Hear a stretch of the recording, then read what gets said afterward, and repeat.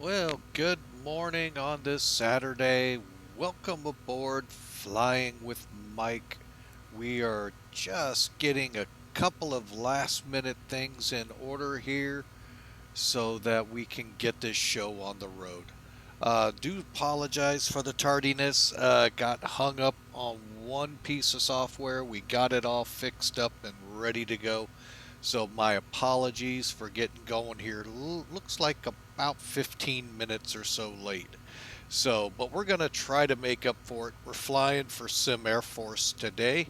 This is a Civil Air Reserve Fleet mission.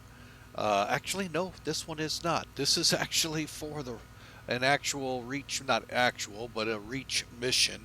Flying one of the C-40s out of Scott Air Force Base here, 5 miles up the road from the house, um, from where we're actually headquartered, to Kelly Air Force Base, also co-located with Lackland Air Force. Those of you like me who were in the Air Force know that name quite well, because if you were enlisted, many of you, if not none of you, would would have gone through Lackland for basic training.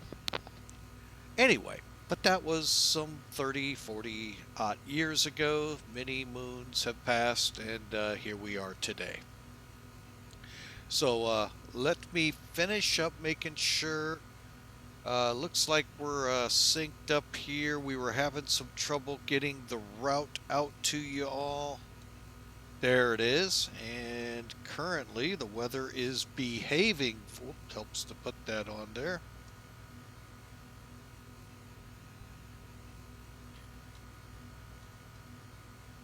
There we go. And the weather, for the most part, is behaving. We got a bit of a crosswind here at 210 at 16. We'll deal with it. And we're going to take off on a runway. I normally don't use it Mid-America. I usually use the one where I work over on the Mid-America side, not the Scott runway. So we're going to use that runway for departure today. So, matter of fact, I do have one thing left, and then we're going to hop into the cockpit here. If I can just, it always helps to click the right items. Okay, so what we're going to do, let's get some toolkit brought up here.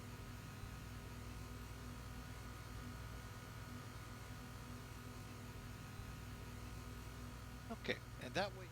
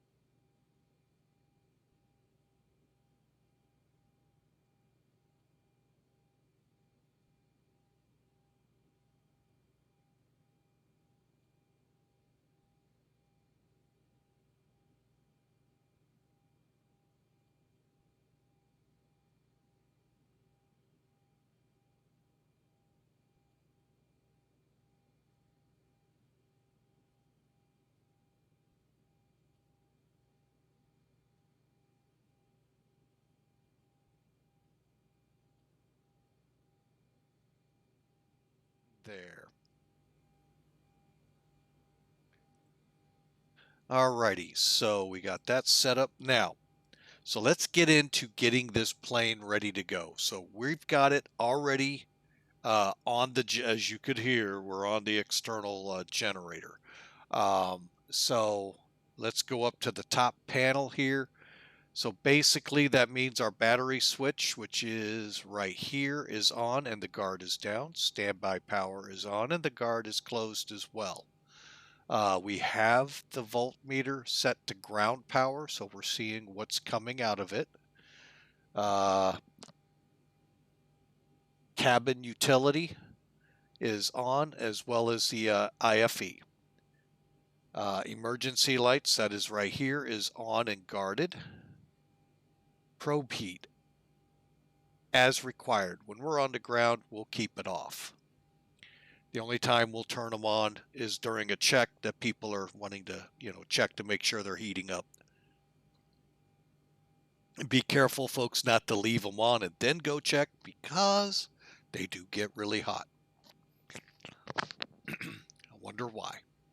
All right, so the anti-collision lights, and I kind of don't like this because it bounces all over the panel, are right here. We're going to go ahead and kick the logos on, though, but the anti-collisions are off. We've got the probe position lights on, steady, all the way to the top. It's a 3-position switch, is when you get your strobes. Logo lights are on as well, as you can see. Okay, hydraulic engine, hydraulic pumps, they're on. Electrics are off. Fuel pumps, all of them in the off position. Okay, let's go all the way up here. Trim air on. Isolation valve open. Packs, they say to auto. This one I think is really how you want it. But I put them to auto. Sometimes I don't even turn one of them on. But both recirc fans on. Engine bleeds on. And finally, we'll go ahead and start loading the fuel in. And then, cruise altitude 32,000, and Kelly is going to be at an altitude of 690. Okay. We'll dial that in. 700 will work. Okay. And we'll go ahead and kick the signs on. And we are ready to load the fuel and get the IRS and FMC all loaded up. All right, folks. Moving now to loading the aircraft. First off, we'll go ahead and get just some noise going. And basically it's simulating the service crews inside working on the plane. Go to payload. Now I've already loaded in all the peeps. We've got our 0 fuel weight. Remember, that was scheduled to be at 133, 824. That matches. 22, 155. That matches what we need fuel. Folks, that's not 22,000 pounds of fuel. That's actually 8,800 pounds of fuel. So how do we get it loading? Okay, this panel and any of the panels that have 1 by more pages, you see the little arrow showing up here on the sides? That allows you to scroll through the individual panels. But we are going to have to click back to get to the fuel truck call, and that simply starts the process. And if you watch the numbers, they are going up. And we'll kind of slide around, and the fuel truck's there and hooked up, doing his thing. Alrighty. So, bear with me a second, folks. I'm going to turn the environment down a little bit more. Yeah, that should do it. We hear how that's... Oh, perfect. That way it's not so loud when we're outside. All right, so we got the fuel loading. The other place you can look is right here. See the numbers going up. Fuel's loading. Perfect. Now, let's go up and let's get the IRS aligning. Now, the first thing I'll do though is take the display selector, move it to heading status. Now, right now it's not showing you what I want, but when we turn these off, I wait a few seconds before turning them back on. Okay, that should be enough. We'll go to align. You get a number up here. We'll explain that in a second. We're making sure we're on battery, then we're going to go to align. Perfect. Go to nav. Align on DC means the battery will work. Means it'll work with the battery. And then we go to nav. Okay, now the number up here, that's the number of minutes to align. It works in PMDG and it works here in Zibo. I'm going to kind of say that it might work in the real plane, but don't quote me on that, folks. I've never been up to where they let me play with the dials. I only get to go fire bottles, battery, we're out of here. And take the pilots with you. We're firefighters. That's all we're going to deal with. I'm not going to be allowed to go touch and play with buttons up there. Wish they'd let me, because if I could start it, can I fly it? All right, so there's a test of the devices. Over here, we're going to do a quick test of the flight recorder, and that works. Guard down. You can hear the little tweedles in the background. That's Mach airspeed warning test number 1. Number 2 is just slightly off the key. Stall warning test. You may hear stall warning number 2. Again, they're very faint, but I heard them in my ears.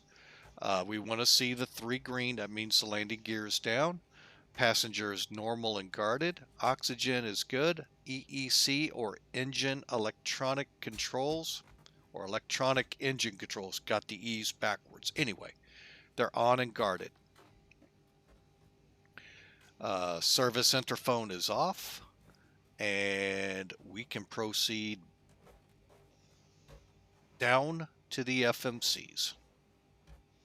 Okay, let me go to this one. I think this one works out better for us. Yes.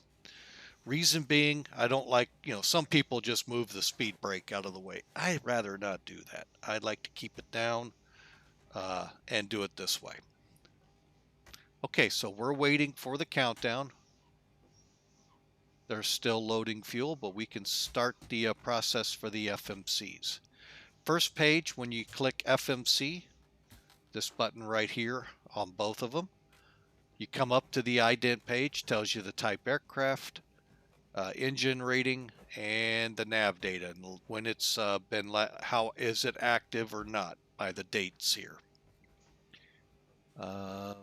Then we go to the position initialization. All we're going to do is type in where we're at, KBLV. Right there. Now, you can,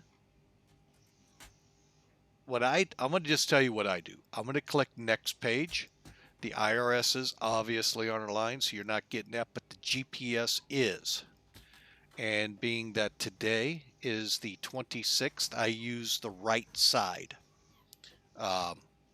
On odd days, I use the left side, and that's a couple of systems in the planes I use that system with. So being the right, we'll just click the line select next to it. That basically takes this data, puts it down to the bottom. We click previous page, still there. We just click that line select key next to set IRS position, and boom, it's in. And as you can see, for the most part, they are right on with each other. Click route, and then we're going to click the line select next to the dash lines here. As you saw, KBLV was down here. Next up, we're going to click our destination, Kilo Sierra Kilo Fox, SKF, right? Yes, SKF. Oh, excuse me. And today's flight is, see if I have a flight number. I don't think I do on this one.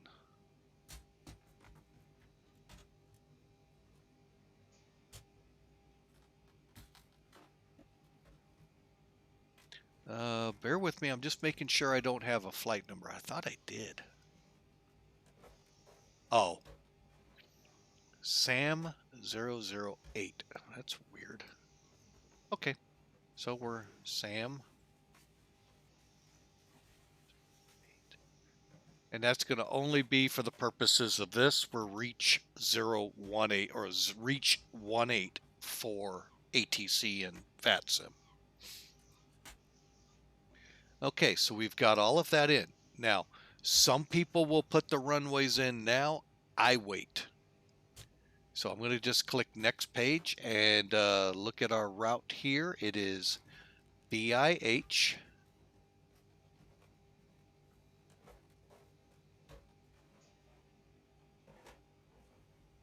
Okay, now before having to pull my map up to verify which one of these boogers is it, very simple, folks. Well, this one's very simple without the map. We're in the northern hemisphere. Okay, so both of these are true. Western side. So, well, this one's east. Boom, it's got to be this one.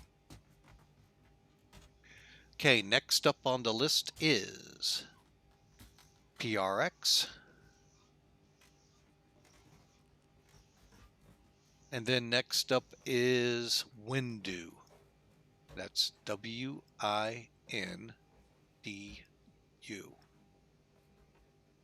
Correct? Correct. And that's it, folks. Now, a lot of times I'll click this over to pause. 719 is what it's saying. We know it's 785, so we're really close to start with. And remember, the SIDS and the stars are not in yet. Those will add numbers to it. But I'm going to do a quick check here.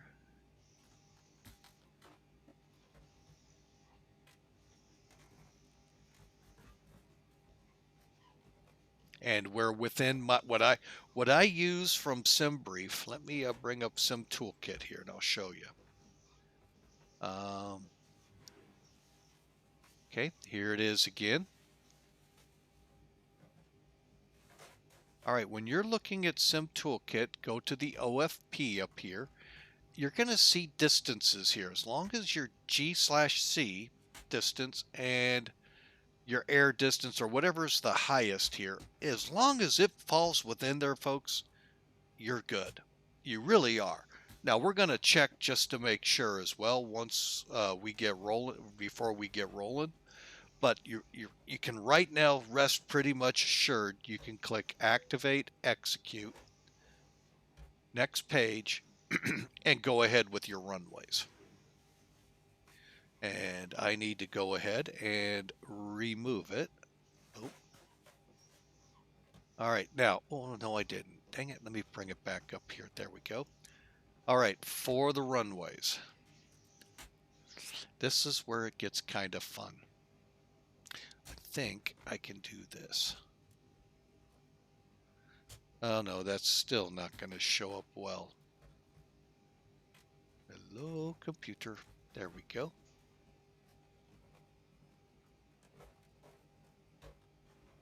All right. Well, let's do this. Let me try without Sim Toolkit. And we'll just do the briefing and show them. I'm going to pull up our departure. Is the Lindy 8. It changed on me, so. All right, so we pitch departure arrival, departure. Remember, I want to go off 14 right this time. Lindy 8, Vichy, which is VIH. Okay, execute. And then we'll do it one more time, and all I'm going to do is put in marks and Windu, leaving the runway open till we get there. Things change en route, and we don't want to be tied in 100%, but we're going to be doing the marks 1 arrival. So now, Look at our number. It came up to 742. So we're getting inching and inching closer to that 785. So let's now take a look at our flight plan. So we're going to switch this to plan. Okay, it's showing us going to St. Louis. We're not going to do that, folks. Hang on a second.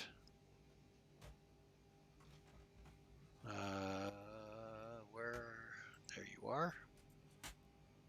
And airport.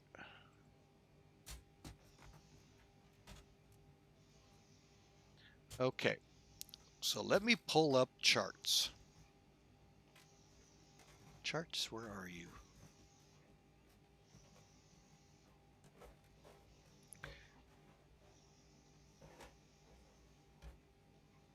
Okay, I kind of changed the angle so we can kind of see. If you look at the chart here, you're going to see the departure actually goes from St. Louis. This is actually a Lambert departure that Mid-America Scott uses. So from St. Louis, it then goes to Clare and then out to Vichy or VIH, Victor India Hotel. So what I will just go through now, making sure we're good here, then we'll come back to the chart and probably amend it direct Clare. But we'll hold. Let's see here. So we'll just stair step through. We're going to go up a little bit. Let's go to 20. Don't want to get too far because if things get really out of whack, we want to be able to see it. So, all right. So here we are to St. Louis. Next. Oh, duh. Got to click step, not next page. Sorry, folks. There's Clare, Vichy, PRX, Windu, and then the arrival, which will stop, I believe, at Chris. Yeah. Okay, so let's go back.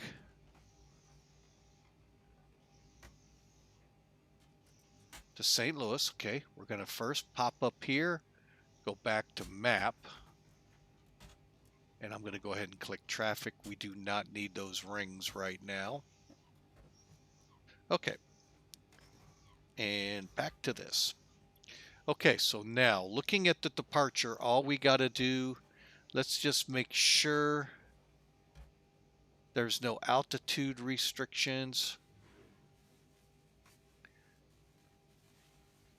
Okay, come on, computer.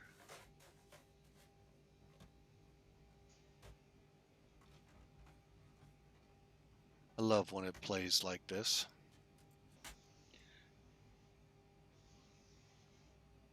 Okay, so climb on initial heading, vector, appropriate route, maintain 3000 or assigned altitude, then on to transition. And of course, usually you find this line at the end, expect filed altitude 10 minutes after departure. Usually 10, but it can be earlier. Okay, so that's this departure. All right, so let me bring it in. There's our routing. We'll just close out of that for now. All right, so moving on. Now that we know our route is pretty decent. Oh, that didn't work the way I wanted. Oh, that's what I did. Okay. So we've got our route in here. We got a good number. We've seen that it looks good here. Click back to route. Let's go to performance initialization. And this is where I didn't get that one piece going. That's okay. The only thing that would be different with this right now would be, oh, it's not going to find it. Okay. We're not going to use it for now. I'll fix it in flight. Okay, so we're looking at 0 fuel weight. Are we fully loaded here? two ways to check. Are the numbers still going up? Since we're on the center, that's the one going up. Does not appear to be. We can come over to here. There's no actual here. It's full. And we can also check, is the fuel truck green? It is. We're good. Back. The other check. Oh, fuel truck's gone. So several ways to make sure. You don't really want to go past this page until you've got the fuel check, stopped. So we just click the line select by the fuel, 22.1. And they round up, I don't. And I like the fact that means there's even a little less in there, so that that gives me just, it's at empty. I can actually go another 10,000 miles. No, just kidding. But anyway, that's why I round down. Okay, our reserve again was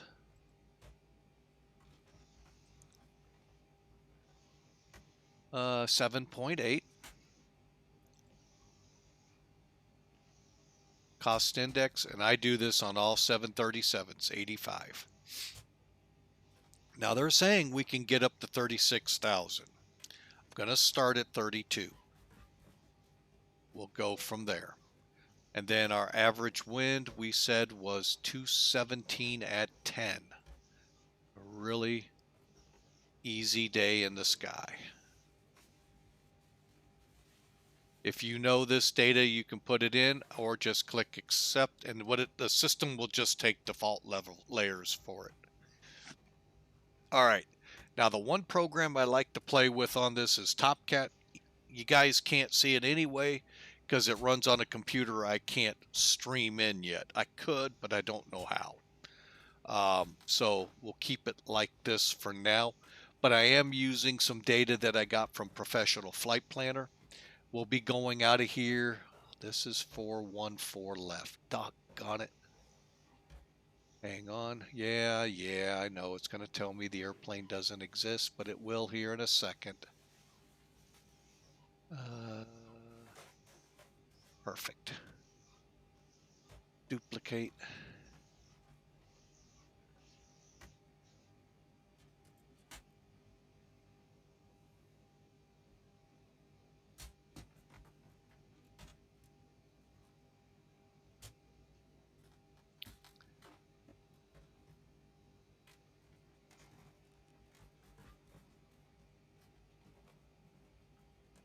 Okay, that'll work. Save. All right, and one last time, send it. Okay, and we're going for a zero fuel. 133,824.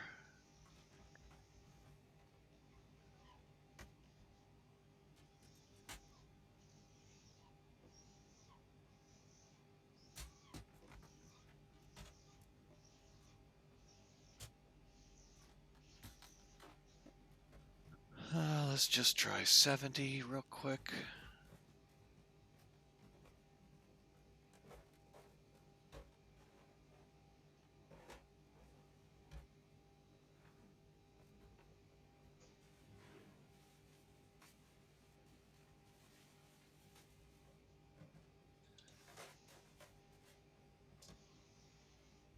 Okay, now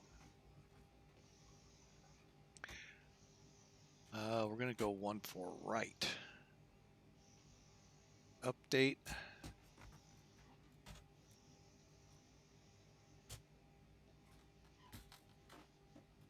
And for 1 for right, we need, glad I did this.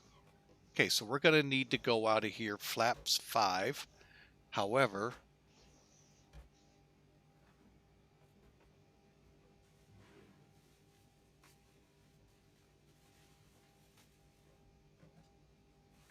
oh, there it is.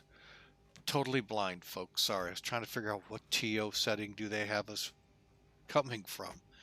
Okay, so TO, and we're going to be using a 44 select degrees departure. Basically, that just kind of derates the power coming out of the engine to give it more life. And we're this heavy, that's why the TO was selected. Okay, once you have that, we're going to climb out at 1, and we're going to click takeoff. Next page, so we can put the wind information in, which is 210.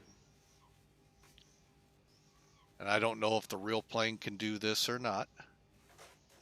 I don't know how to put the slope in, so I put the heading in. And heading here, 138.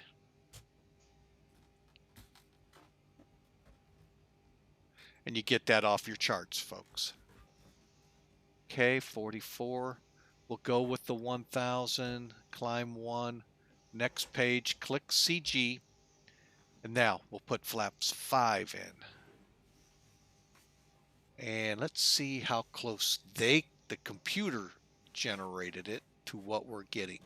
148, 148, 150. I'm going to go with the 144. We'll go 148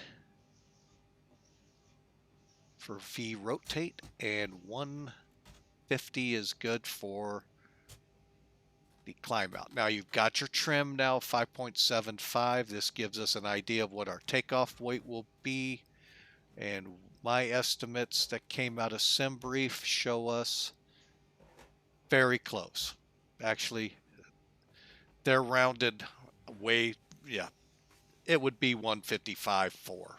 So we're close. All right, so that takes care of the FMC, folks. Let's get the rest of this going now. So let's fire up the APU and then get our altimeter set. Actually, I'll do the altimeters right now since I got the latest 2987.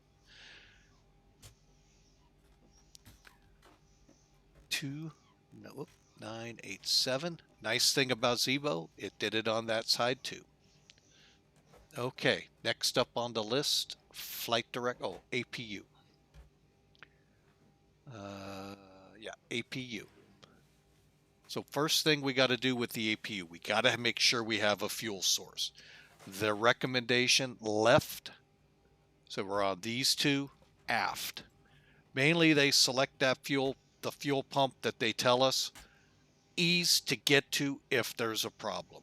And I guess the aft one is the easiest one to get to. Then turn it on. So you get an idea where it's located, right between your lights and your engine start. Then hold it down for about 3 seconds. Let up, and you can see it spooling up. I think it's a little fast here, but we'll see. I'm going to go back to here. In that, we're about ready to board passengers as soon as that APU comes on. And you'll know the APU is up and running. This blue light, which is the APU gen, will light up as available. A little bit more to come down. There it is. So just click down to bring it on. Last thing we want to do, put the bleed, which is right here, to on. Come up to the voltmeter. Move it up to APU gen. Now your information is coming off the generator.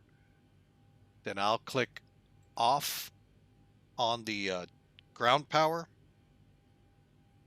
Come back to here, go to ground services, and I'm going to go ahead and disconnect. And when we look outside, it's gone. And you can hear it spooling down. Be nice if it stayed and then left once it spooled down, but I'm sure it's a programming thing. Okay, so altimeters are already set, so let's turn our flight. Let's do it this way. It's a little easier to see. So flight director's on. Auto throttle is off. We're going to set our speed, which goes here. They recommend on this checklist V2 plus 15 knots, so that would be 165. I go V2 plus 10. So 160 is what I'm going to set.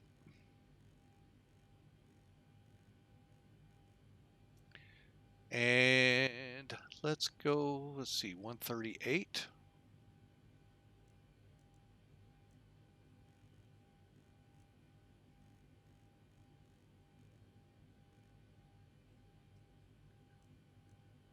I'm going to set it 25 degrees. Should help keep us. We'll keep it at 3,000 for now. If there's no ETC, we'll punch it up.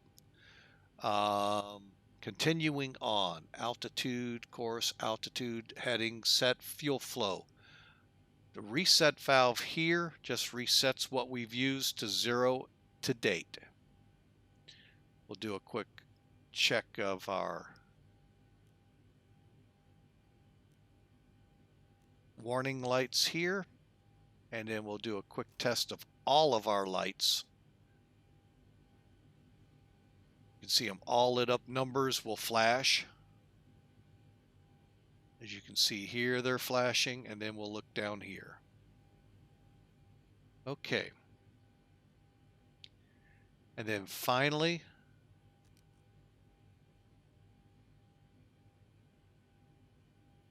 I want to do a fire check. So down here, we're going to check all our fire systems. So on the test side, going to the left, just tests the fault lights.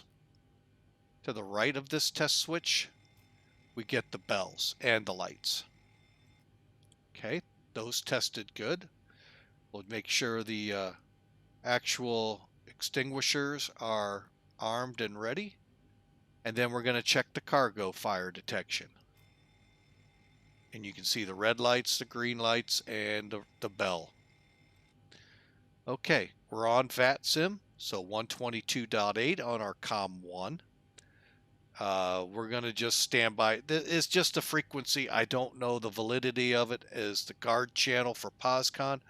And I just like it. It's cool that they came up with this idea. 1, 2, 3, 4, 5. I like it. And I got that as my active on the other one. Plus the, actually, no, I don't. I want 122, 950 on the other one. And basically, that's just another Unicom channel out there, folks. There's a bunch of them. Might even be multicom now that I think about it. And I don't even know if that term's still usable. It's when I flew, we had a frequency we called multicom where you could talk airplane to airplane in flight. And that might be it. By the way, folks, that's 1986, 85 when my last flight was, a long time ago. It may have changed. All right, and these look kind of dim. Oh, they're up all the way. Must be the way the sun's coming in. Transponders right below. This is the radar here, which I don't think anything works. No. Anyway, it's on standby and it's at 2,000. Cool. Good to go. All right. Continuing on. Let's get in the middle again. We're wanting to set our minimums. So I am going to move over to this. Only reason being it's a heck of a lot easier to work with this. Okay, so we're on radar. We'll keep it there. Barrow. We're going to need to go up to 800. So I just hold the left switch up till we get close. And now, like I said, the good thing here is it's setting it over here too. See, we're at 800, 2987. Let me go back. Switch over to DH. And the DH is set. So that's one thing I really like about Zibo. And it actually can be done, well, not completely, but can work out in the other aircraft too. So that I have. So I really like it. Moving on. Landing gear lever. Right here is down, 3 green. Actually, it's probably easier to see everything from here. Speed brakes. They're over here. Whoops. bring it back up. Speed brakes are down. Flaps are 0 and 0. Thrust levers, just make sure they're in the all, idle position. Fuel levers are in the cutoff position. Yaw dampers can now be turned on. Now the yaw damper on the 737 is located on, here we'll do it this way so you get a better feel. As you come down the first panel over the captain's head, right there, turn that to on.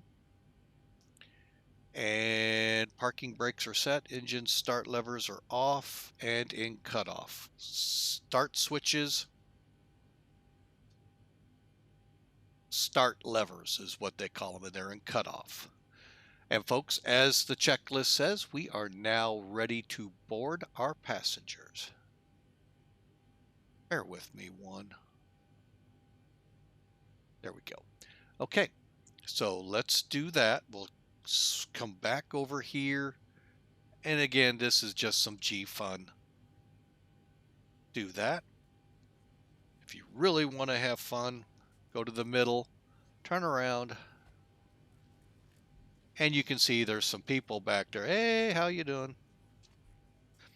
All right, so we're boarding the passengers. We can now look to setting up pushback. And I use better pushback, folks, so let's first, let me check a couple things before I come online with VATSIM.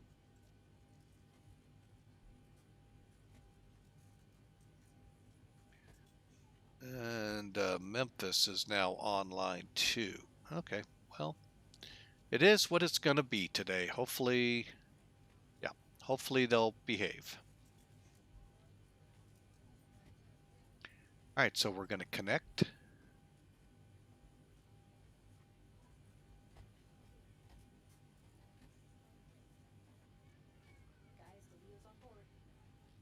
That's the words we wanted to hear, so connecting.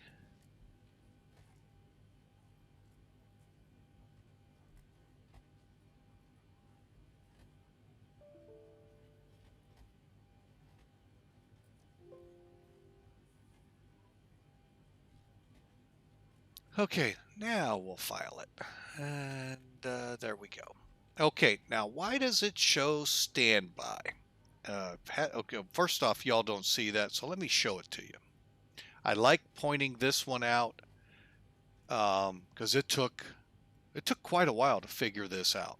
So if you look in the lower right hand corner, it's coming over right now. You're gonna see X pilot. That's what X plane uses, which is X planes for, how do I want to say? X plane uses the V pilot client, but they call it X pilot. Keeps them separated, I guess. All right, so looking at what we've got going on here. Now you look, you see disconnect standby, not mode C like most of you are used to seeing. I don't know if Flight Sim does this or not, the new one. So I may be telling you something you already know, but on the ground in Mesa, I could not figure out how to get rid of that.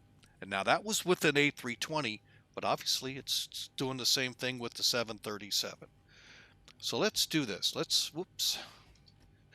Let's hop down to the center panel where the transponder is. And what I'm going to do is just move it up to ALT off. There it is. Basically what it's saying is you got to have it on. So in the Flight Factor A320, move it, it's the top switch on the transponder to on. It'll come on. Let's see if we can get a test though.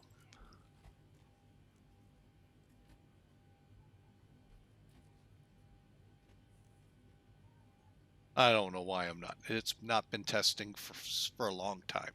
Oh, I wanted to hang on. Go back so it shows on. And it does. Okay, let me pull that away so it's not a distraction for us. Okay, and gone.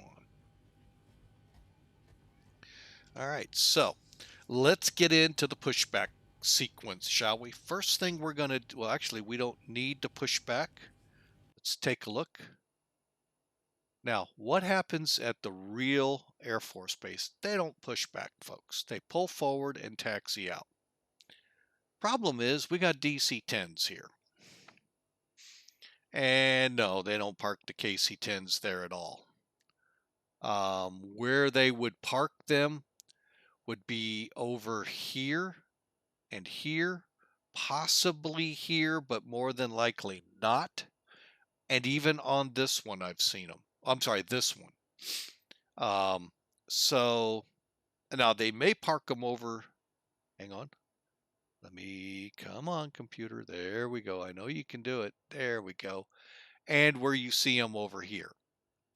However, they're made for KC-135, so I don't know if they can put a lot of them over there or not.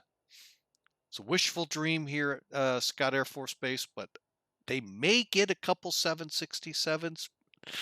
I don't know. They said they'd get KC-10s. They never did. However, and yes, I was in the Air Force here at Scott, so that was back when I was in. They talked of that. So, and they never got them. Oh, they got them transiting every now and then.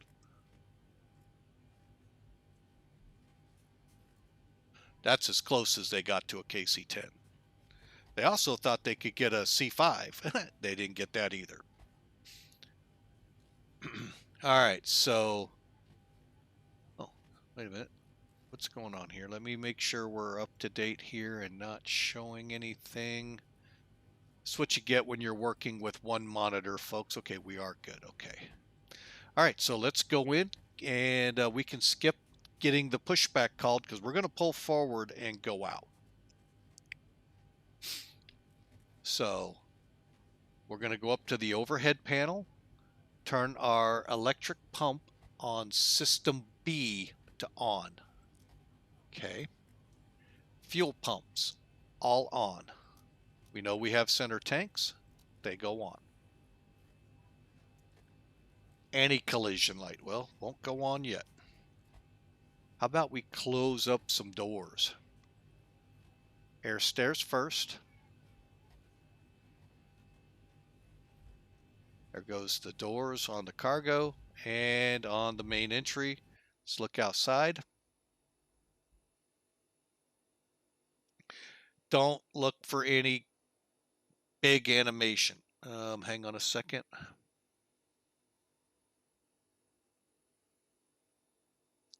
That's why. Okay. Zibo is phenomenal, folks. It is PMDG quality, possibly a little bit more, but the big difference between Zibo and PMDG is the cost of the software. PMDG, you're going to pay $60 to $90, whatever they're going to come up with. It's free in X-Plane. And if you didn't catch that, you thought I might have cleared my throat. Free. All right, oh, come on now. Cut it out. Okay, let's see if it'll stay and play nice. Oh, come on, X-Plane. Or, okay. Thought that was my bad. I misread the icon. I thought AVG. I really am starting to hate AVG as an antivirus program. Really, really hating it.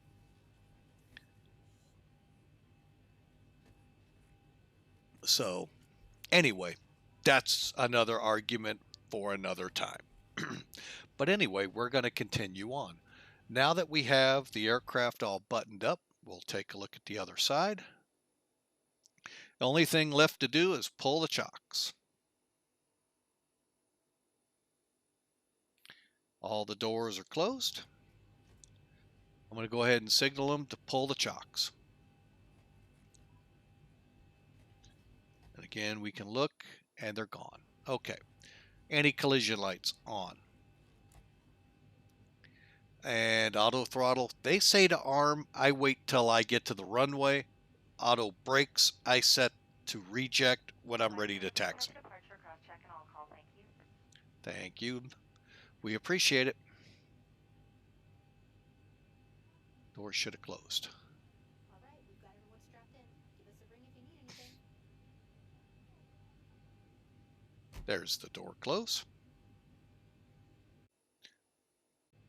Okay, continuing on. Let's get the engines started. Now, to start the engines, the big thing you got to have, both PMDG and Zibo, you got to turn your packs off. In X-plane, you got to make sure you have at least each wing's fuel on. If you've got center fuel, turn it on. It's not a requirement, but you got to do those minimum things. Come up here, make sure your start selector's where you want it. For me, it's on the right side, so it's good. I'm going to stay in this view. That way you can kind of see what's going to happen. We're going to turn number 2 on first. And what we're going to be doing is making sure we come to the left side of the switch where it says, hang on, GRD. Once we do that, we're going to then watch our numbers building. We turn the start lever between 17% and 25%. That's when you can move it up, and that'll start the fuel flow and get us going to building up the engine. Once the engine reaches 50%, 56%, somewhere in there, the switch is going to move to off automatically. And you're going to watch the yellow switches here to make sure they go off. All right, quick review, and then we'll go on from there.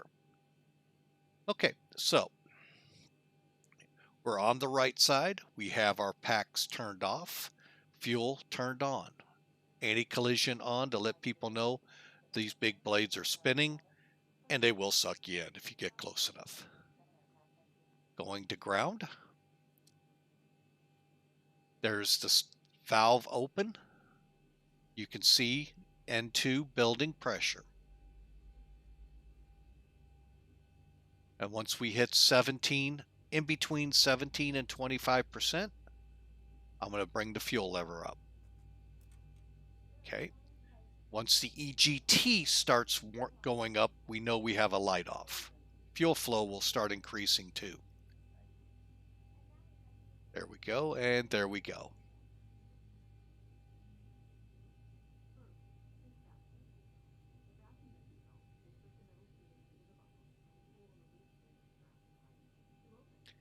Okay, you can see the one valve is closed already. We're waiting on the top one. We're at 55 and it just clicked off, and there goes the light.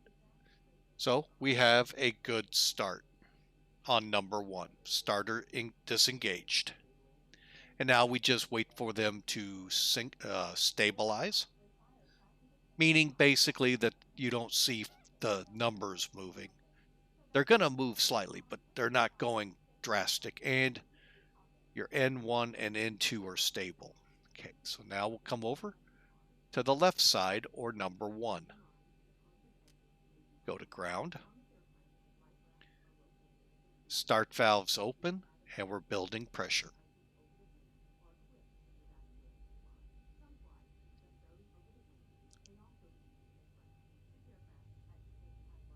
Okay, we're at 15, 16, there goes 17. Let's go ahead and get some fuel going.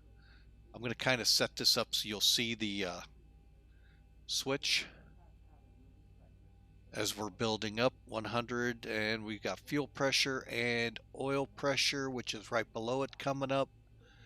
Temps are coming up as well. And I'm going to kind of move up a little. It's hard for it to get in the same spot. There we go. There's 50.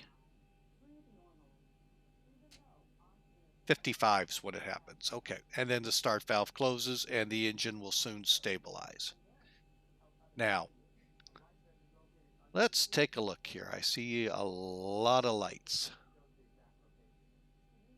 Anti-ice, hydraulics, air conditioning. Okay, a lot of this is going to come off right now. So let's go up to the top panel with the engines on and stable. Let's first turn the gens on, so the engines are now running it. We're going to turn the APU bleed off. And then we're going to just simply turn the APU off. All right, so now let's go up here and get the probe heat on. Let's get our hydraulic pump on, get our packs on. We're on there. And we'll go through, do we need anti-ice or not here in just a second. All right, so packs are on. Just making sure I didn't miss anything. All right, so let's come down here. Now let's, real quick, I'm going to do a Sim Toolkit. Well, actually, I can do it a different way. I don't need Sim Toolkit for this. Okay, first thing, question, do we need anti-ice? Let's get, if there's a latest and greatest METAR, let's get that.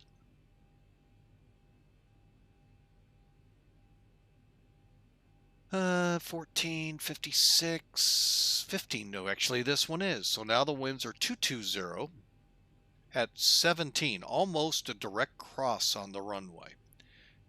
Gusts to 25. It is a windy day here.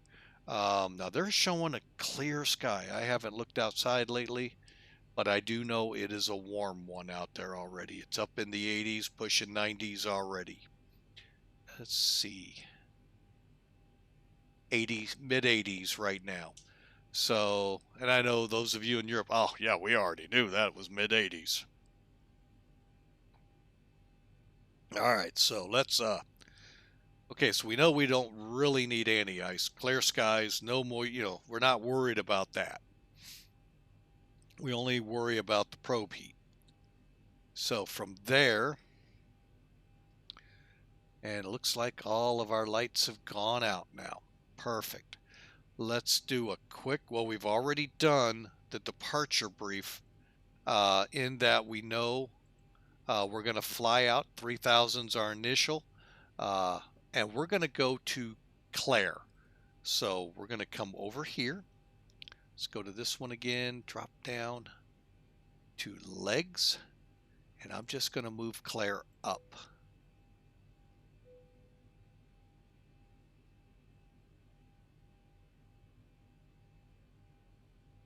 Okay, so we are ready to go and taxi. Taxi checklist is flaps. This time we're going to flaps 5, so I'm going to move over to this side.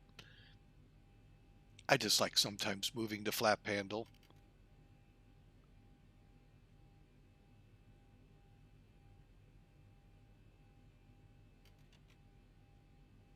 And see where that ends up at. There's flap 2, flap 5.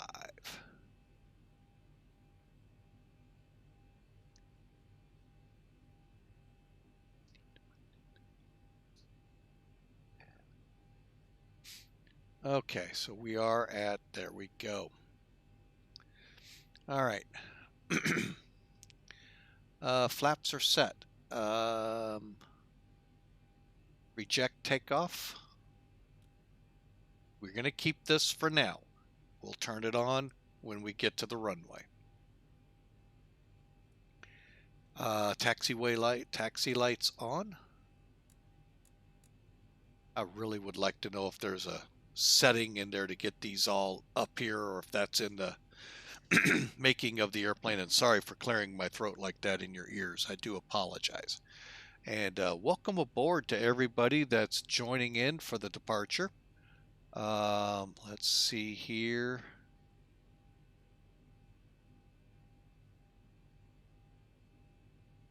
We really do appreciate you all coming aboard, supporting the stream. And we are all set, just making sure we're good. We're good.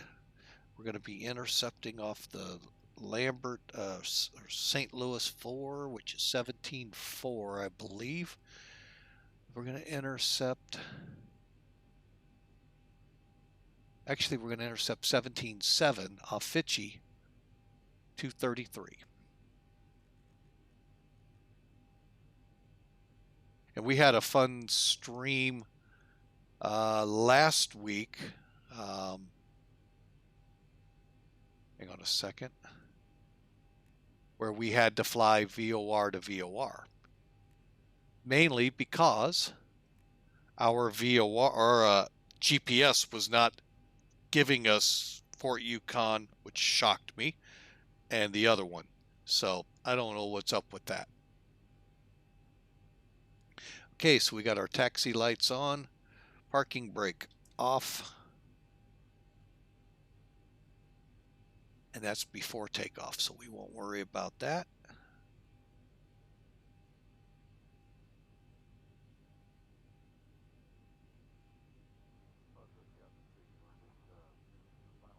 Here we go.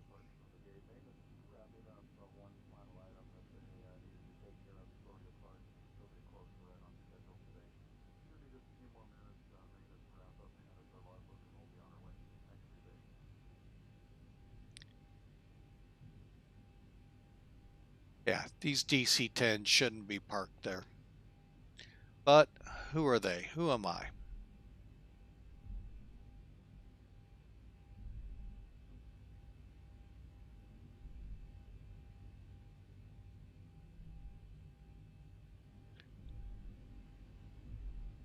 Okay.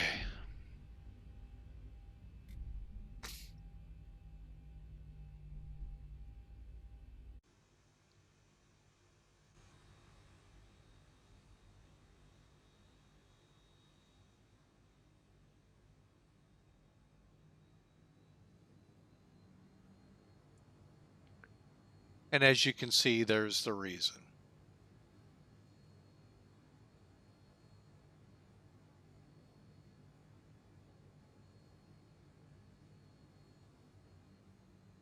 Nice little T-44 sitting on the ramp there. Now down on that south end there, folks, C-21's parked there. And transient.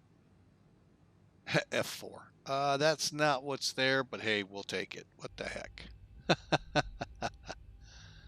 What do they have down there? I think it is a Learjet.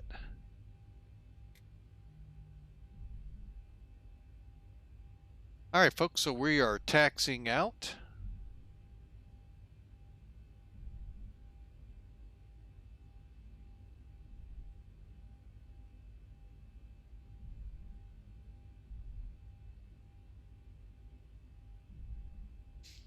Any questions, comments, please feel free to put them in the chat box. I do keep that up and running here so I can see and try and interact with y'all as best I can. Still got a little ways to go up Gulf here and then over on Alpha. Actually, I went the wrong way. Doggone it. That's okay. We'll get there eventually, folks. My mind was thinking this way for 3-2 right, and we're on 1-4. Actually, you know, 3-2 would work too.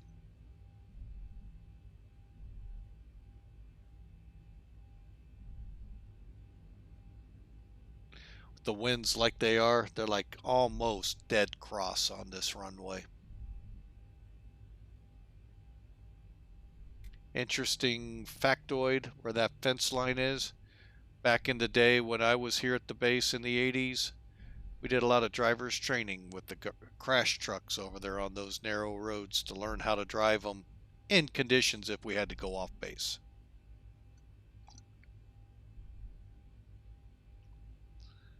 Now at Mid-America, we probably will never leave the airport, which is fine.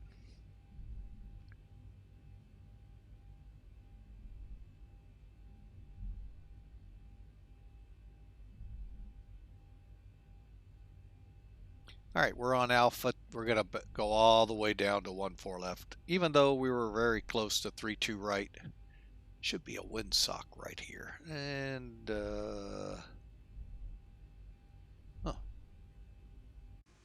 let's take a look.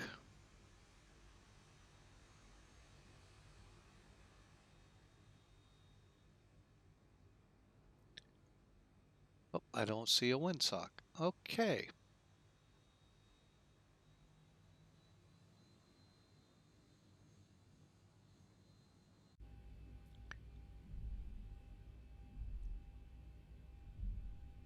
Okay.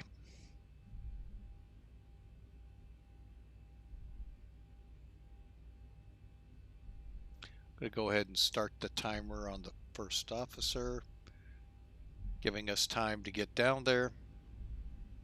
Let me make sure we're showing up at Sim Air Force. We are.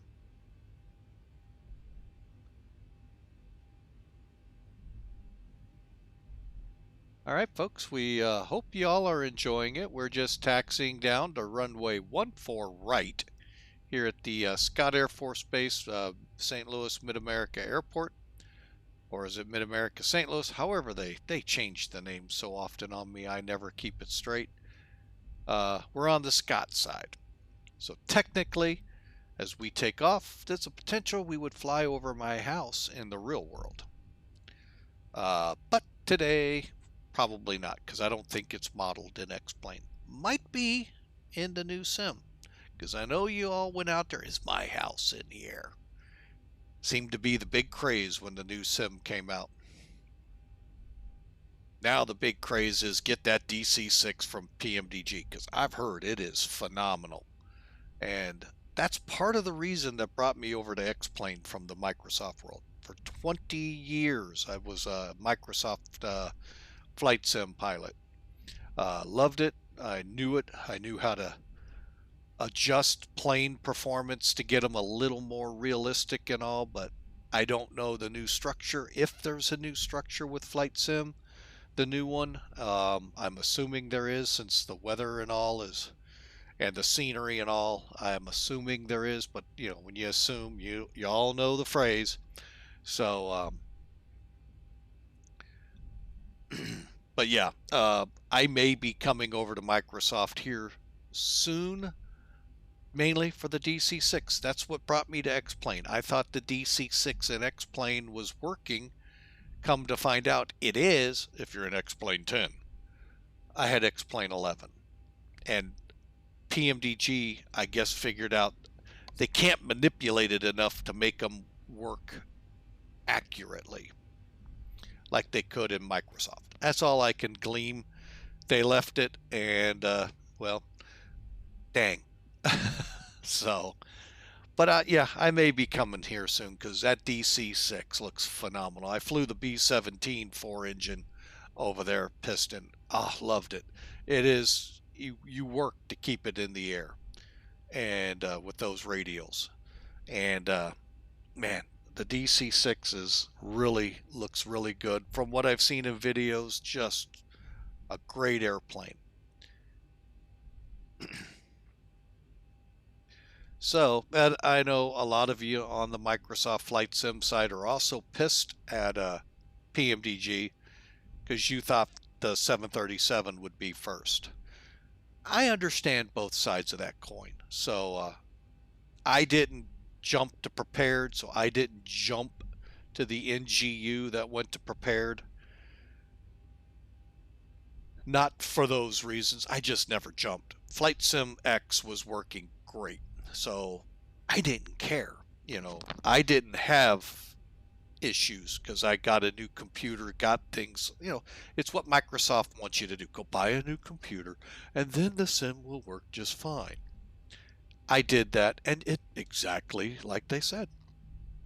So, yes, it sucks that we got to spend thousands of dollars every time a new flight sim product comes out. But you know what? You had to do it for prepared. So, anyway, I digress. Let's get back into the flight. But anyway, yeah, folks be watching. I may be coming soon to the flight sim world. We'll see. All right, so we're at the end of the runway. We'll do our before takeoff checks now. Engine start switches. Those are what we used turning them to ground. Well, we're going to go one click to the right. Put them in continuous. It will move our transponder now from just being on. Hang on, I'll show you what I mean. We're on the off, I'm sorry, out off, just to get it to turn on, or standby, if you will, all the way over to TARA. And then we can now push traffic, TFC, on the dials there, so the range comes back. I'll push WX over on this one and TFR on this one. Terrain following radar here, weather here. And let's go ahead and boost up to 40 over here. We're showing 20, we're showing 10. Perfect.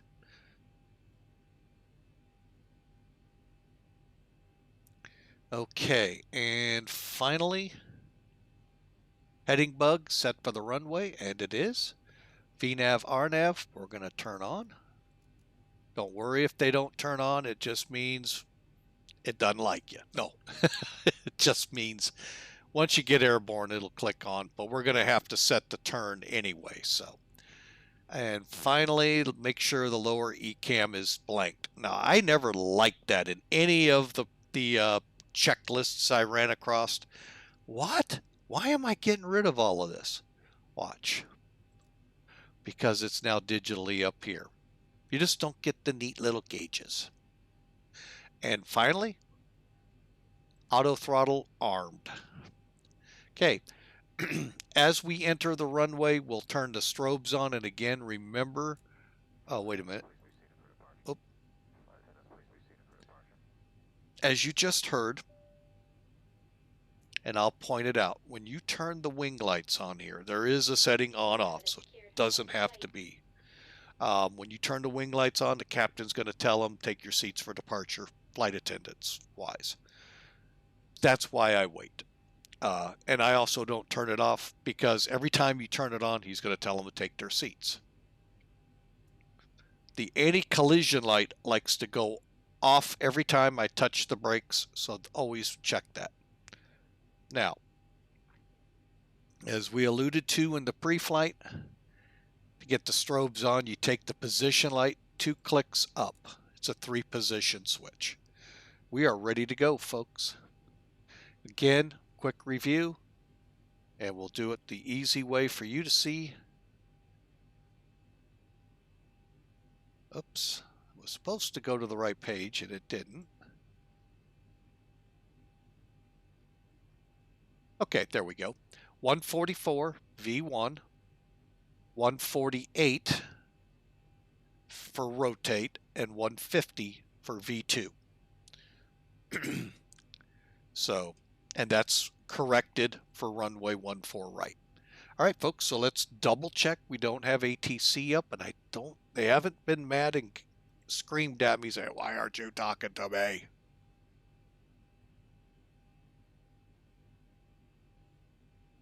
Okay.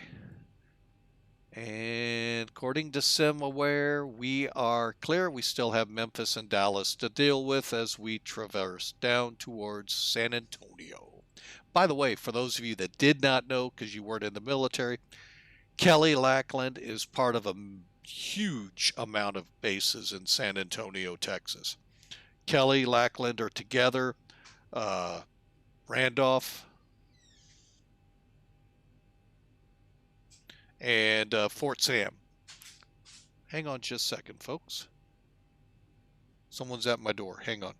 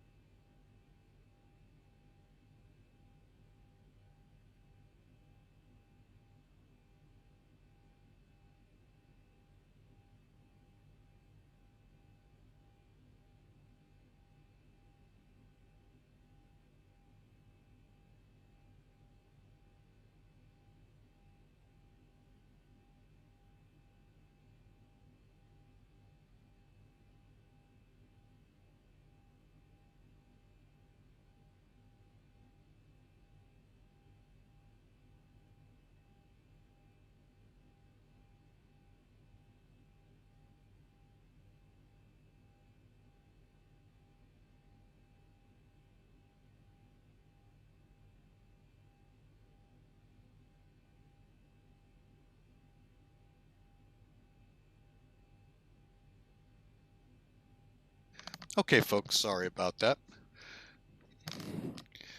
All right. Where are we at here? Everything looks good. Okay. My apology. It was my wife. She didn't come in, so I'm like, who's opening my screen door? Melvin Leroy. Welcome aboard. Yes, a great place to fly to, Kelly Lackland. Yes, sir. We're going to go ahead and head for the runway. Sorry again for that delay. Got these earphones on, and you're like, I hear something. So, all right, so let's get the parking brake off. Make sure the trim's set to 575. We'll go right there, even though I know we'll go up. Real quick. Configuration set, green lights on the flaps, state trim set, takeoff briefing, MCP transponder, and strobe set. We're ready to go. All right, here we go, folks. Again, one last check out here. Kansas City is still down, although I don't think they like dealing with Scott. And I don't think the real world ATC does either. So not to not to slam VATSIM, I don't think the real world likes them either.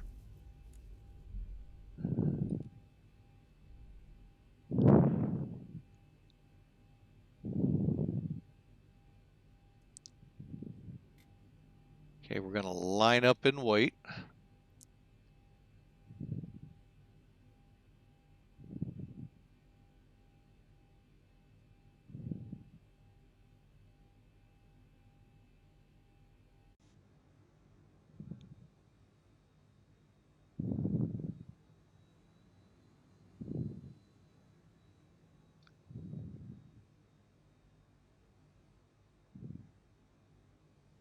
And we can adjust as we're rolling. So there we go.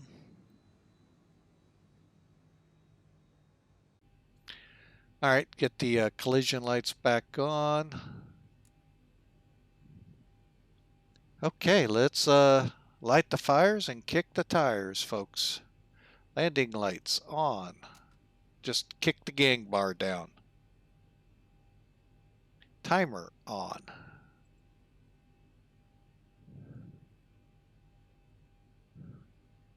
Scott Air Force Base traffic reach 18 departing runway 14 right, Lindy 8 departure.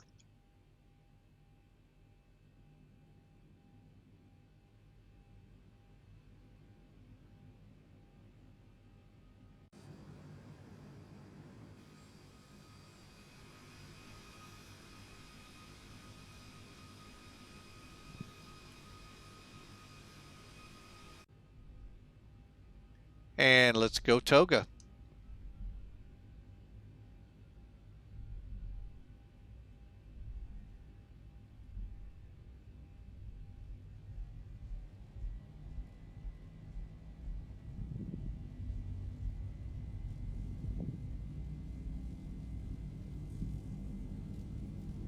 $80 knots. Okay.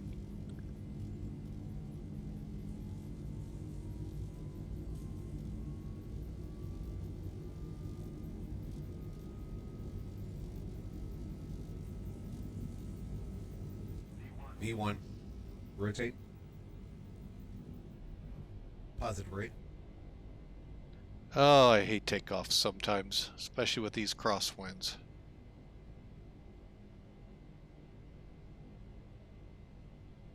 $400.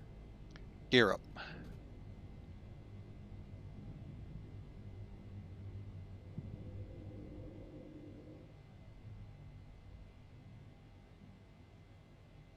Okay, so what I'm going to do is I'm going to go ahead and kick the autopilot on.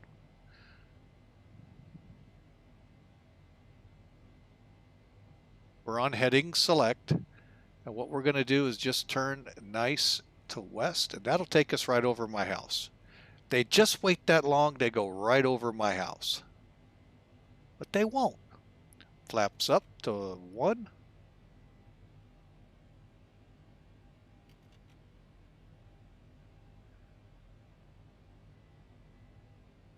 flaps up. 1,000 to go. And we're going to go ahead and take her all the way up.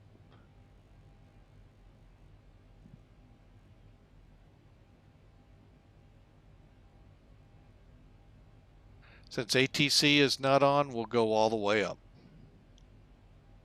Okay, after takeoff checklist, landing gear lever off. Auto brakes off. Flaps up. And then we'll turn the landing lights off. All right, folks. Nope, we're not in Alaska today. That'll be, I'm trying to think, am I off Wednesday? I think I'm off Wednesday, so we'll be doing that Wednesday. Heading up to, actually, I need to go a lot more. Hang on a second here. Did I just move that to 30? I sure did. That way we can intercept. Yeah, we'll be up there Wednesday, flying from Tana to, what the heck is the name of that airport? Kirikou or something like that. Not sure if it'll be in the 208 or the King Air. Hearing some other issues that have come up with the new King Air with the new mod release. That may prevent me from flying it. Okay, so there we go there. 4 minutes up. So yeah, so unfortunately, no, we're not in Alaska today. We're going from Scott Air Force Base to Kelly Air Force Base in Texas. That was really loud. Where is X-Pilot? Let's see if I can turn that down. Okay, and while we're climbing out, let's go ahead and get it to 840 on our range.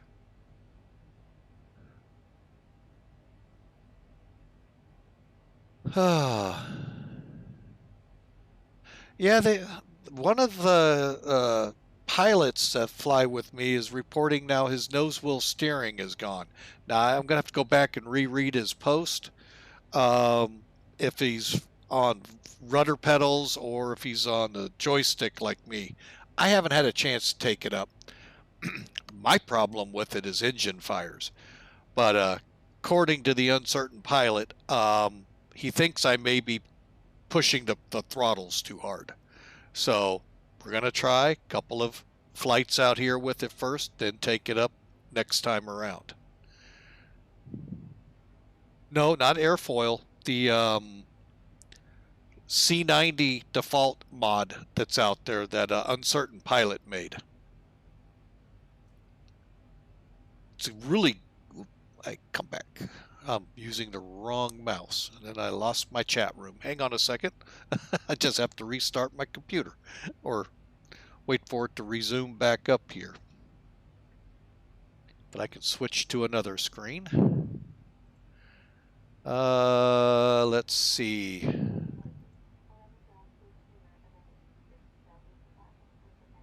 Now, I've heard about airfoils. That's the 350, right?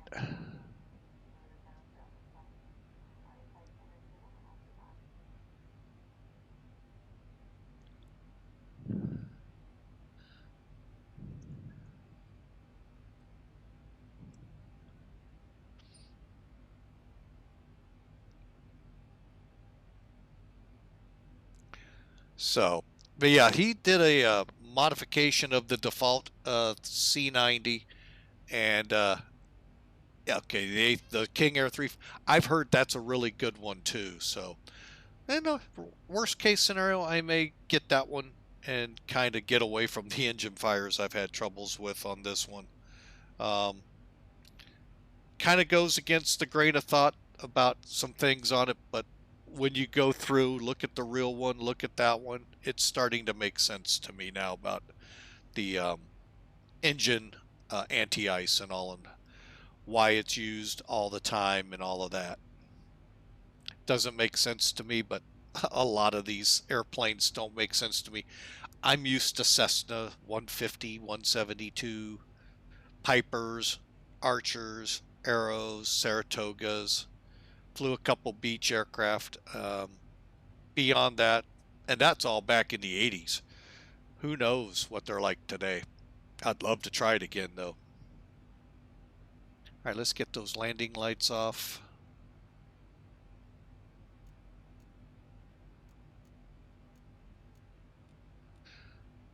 And push for 32.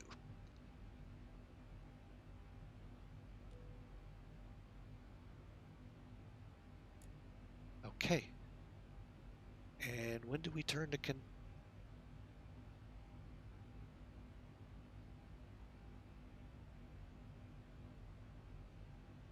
Wait a minute here. When did I turn those?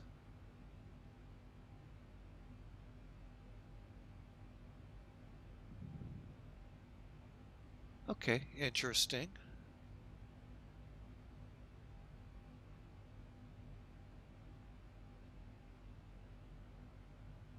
Oh, there it is.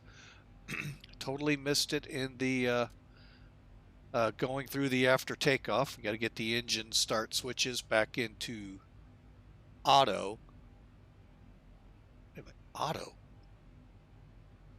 They don't have an auto. That's weird.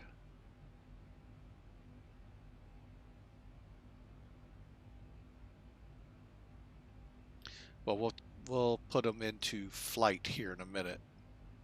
Actually, we'll leave them. Whoop, transition level. Let's get to standard.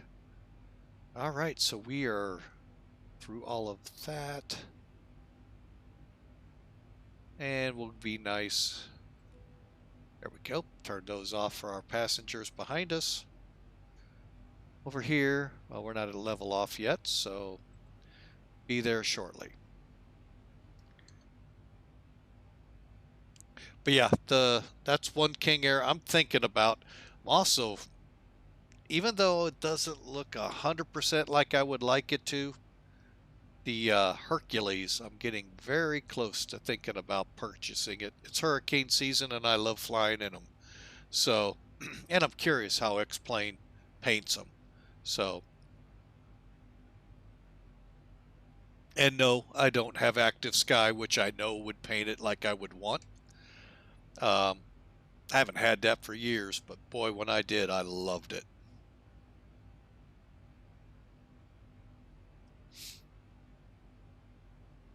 All right, I'm going to have to get rid of the stick. Okay, so after takeoff checks,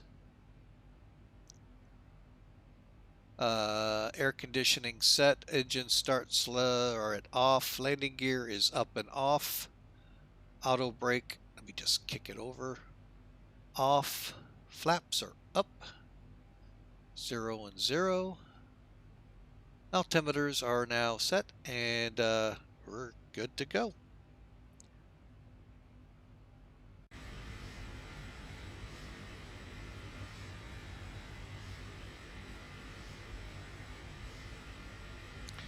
All right, let's see what we can do about that. So it's not so overpowering. There we go.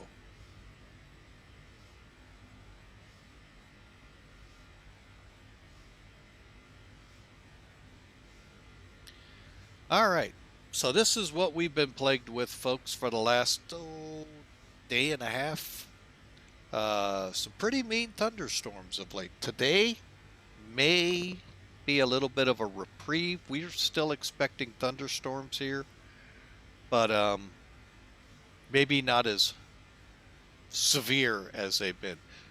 They've been dumping a lot of rain here in some parts, in the neighborhood of 4 inches or a little bit more. So, and we got more planned all week, all weekend into next week. I don't see when they're going to end. Basically, a cold front has stalled. Typical summer day, or early summer in St. Louis, where cold fronts stall just out perfectly, the warm front draft just perfectly, and we get dumped on.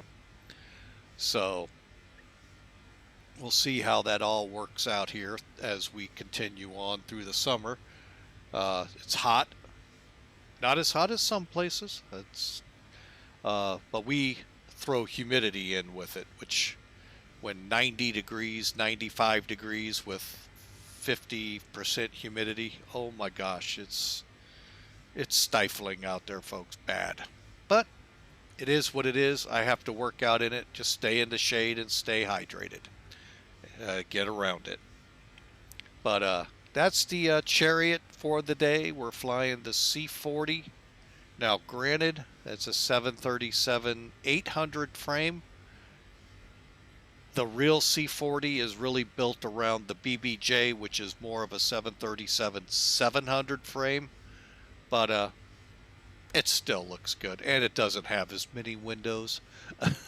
But it is what it is. Work with what we can. So, but it's a nice plane. I've never in the firehouse at Mid-America responded on this plane. They really obviously keep them up because distinguished visitors, DVs, fly them, from congressmen to generals here at the base to, oh man, I don't know who else flies it. But yeah, pretty good workhorse in the Air Force.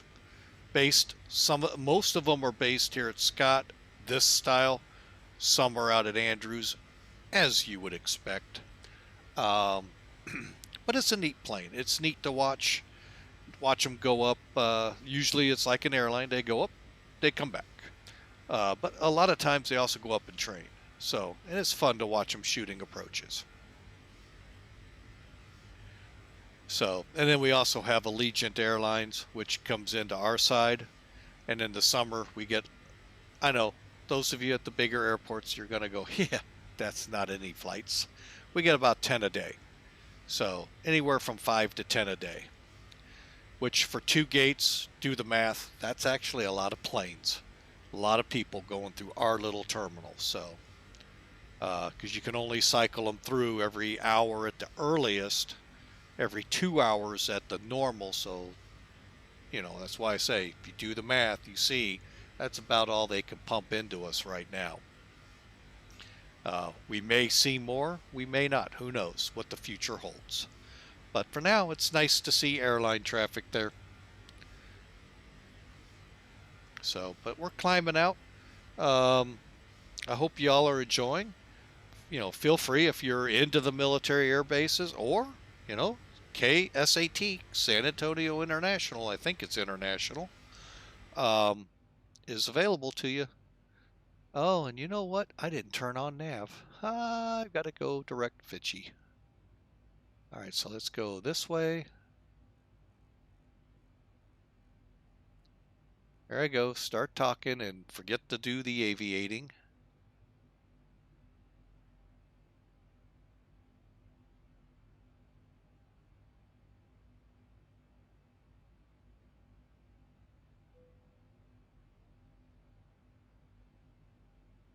And we'll go nav.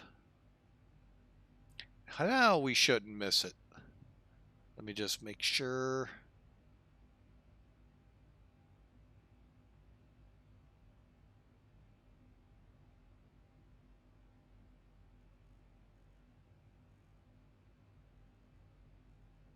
There we go. All right, and it's showing, there we go. I was going to say, it's showing a lot of rain there, but I'm sure not seeing a lot of clouds. Let's take a look here.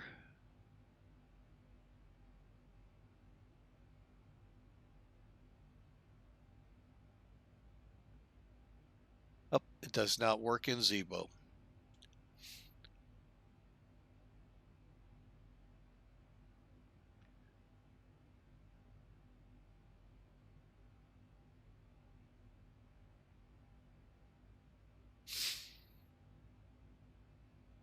All right, we are reaching 29,000.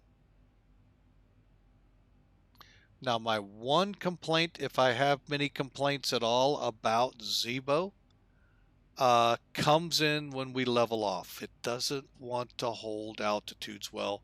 You have to basically manipulate it with the trims to finally get her to balance out. But you also got to wait for her to stabilize and all of that, and it just, that's one thing I think X-Plane needs to really work on. problem is when you're talking a modification like Zibo, what we were talking about with the King Air, that throws other dynamics into their matrices that, could be throwing it off too. All right, we're about to cross Vichy here in about 10 miles. Nice thing about Vichy, that's north of Rolla. I don't know how many months. Take a look outside the plane. Oh. All right. Now here's the airport. Rolla's got another name to it. But anyway, this is where Vichy is. Rolla is one of these two. This could be St. James where my daughter lives, and Rolla, the bigger town in Phelps County of Missouri. And there's a little airport out there. But it's not bad with X-Plane. I mean, FSX does a good high altitude look too.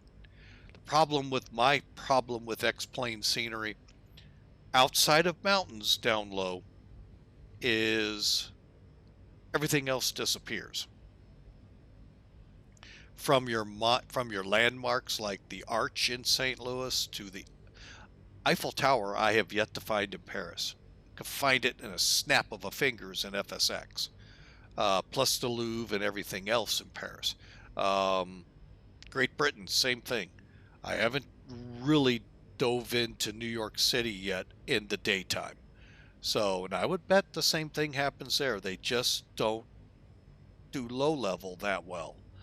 But mountains, they do great. The what do you want to call that kind of scenery? The base scenery they do fine. They just can't do cities well. Lambert International has a historic terminal there, not modeled. So I'm assuming JFK doesn't have Terminal 5 modeled, even though it is still there. Even JetBlue, who based out of, well, not based, but they have a huge complex there at JFK, comes out of Terminal 5. They still got that historical terminal that you see in all the movies, still there, built off of it. So that's my big complaint with X-Plane. Beyond that, it's a pretty decent sim, other than, as you can see, we blew through the altitude. So, and this is very frustrating. It shouldn't be doing that. If you're set, as we are, for 32,000, my gosh, it should hit 32 and hold it. Not wait for me to trim.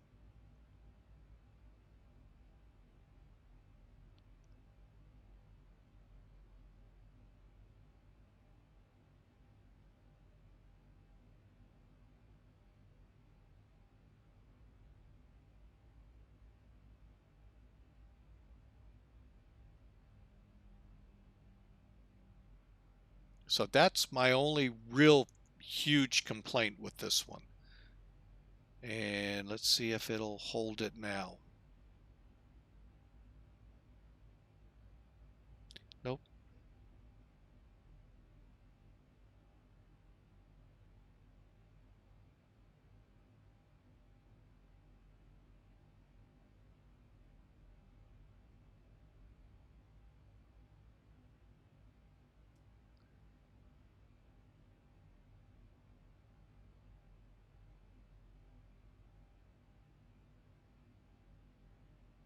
Okay. But anyway, of all of it, that is my biggest complaint. Now,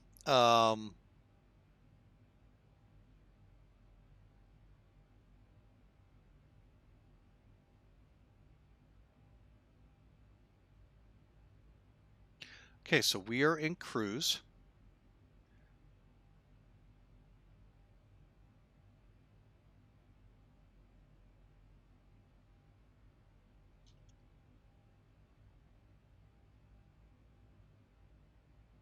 I'm just doing some stuff here real quick.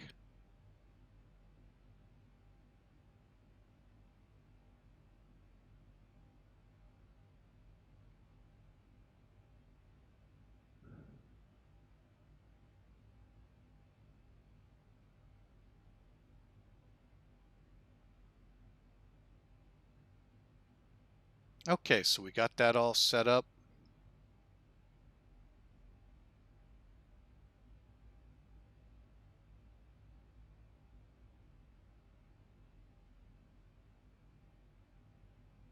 Get down to here. Check over here.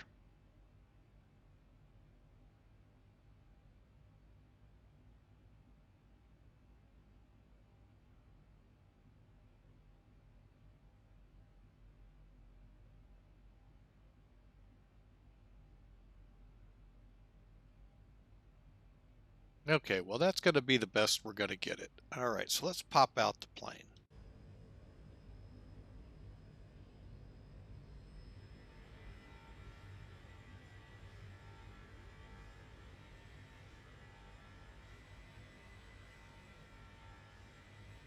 All right, so as you can see, it is, in the C-40 colors, but obviously not painted up right. And I think you can paint over the windows.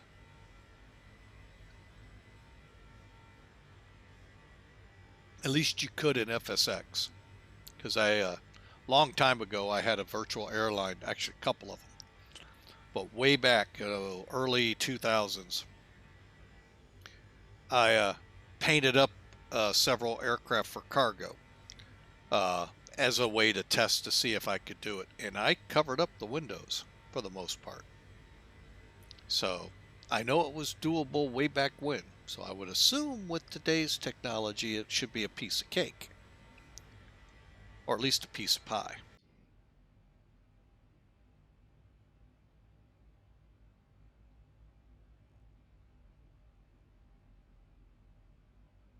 All right, we're going to go ahead and head up to 34,000. Fuel first. Let's take care of the fuel tanks in a minute. Let's make sure we are just about empty, so we'll go ahead and turn them off.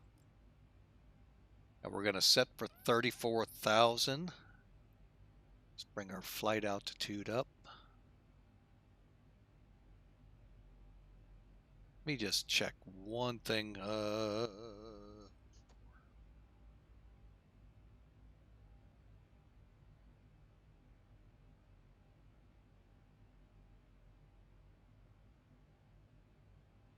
Okay, it says we can go to 37. I'm going to take us up to 36.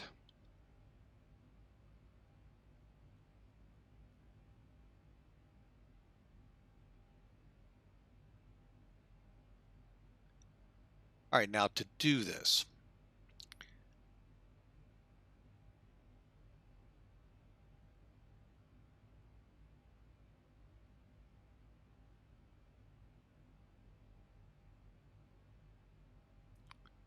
first thing we got to do,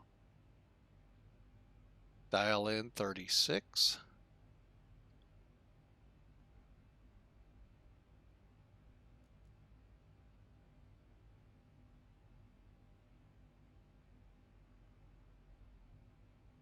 And we're set. Cool. And there you go, folks. It's starting its climb up. We'll watch it. Try and get on top of these storms as much as we can.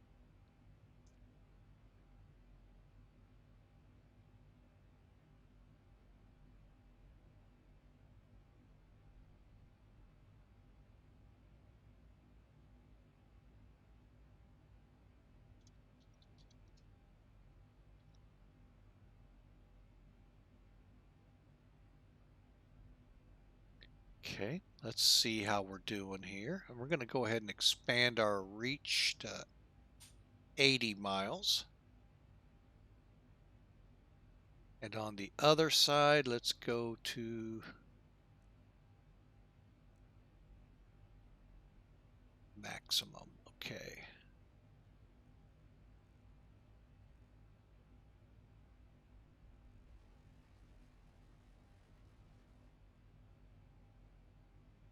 Okay, so we are on our way, climbing through the tops of these clouds.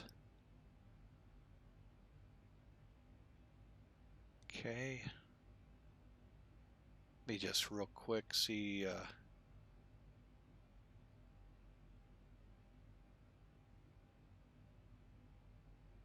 Paris VOR is 113.6.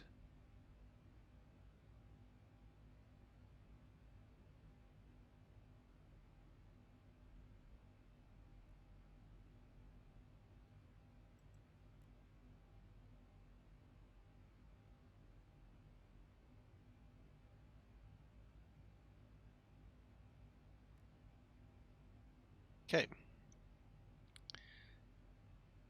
And it is not coming in yet. Okay, so we're tracking out on the Paris VOR through 34,000. We're going to go ahead and turn the seatbelt sign off. Well, we already do, and they're able to play with their electronics. So we are in our cruise, and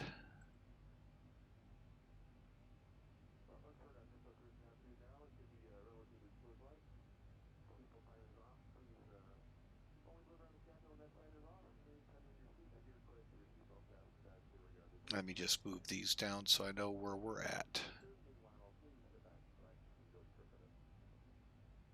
There we go, folks. And again, there's some cheesy things, those announcements. All right.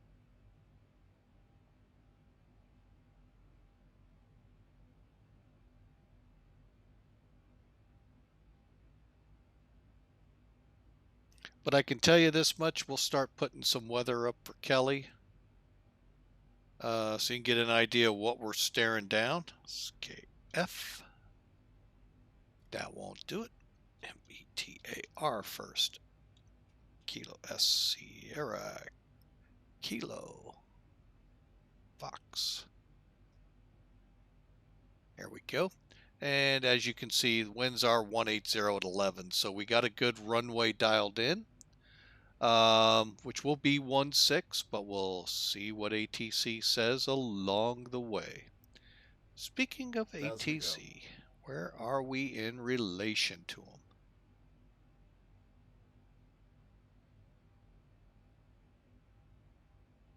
Oh, Memphis already went offline.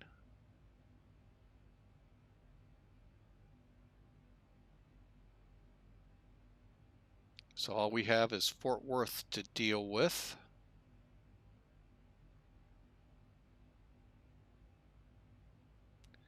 All right, and we are level, not yet.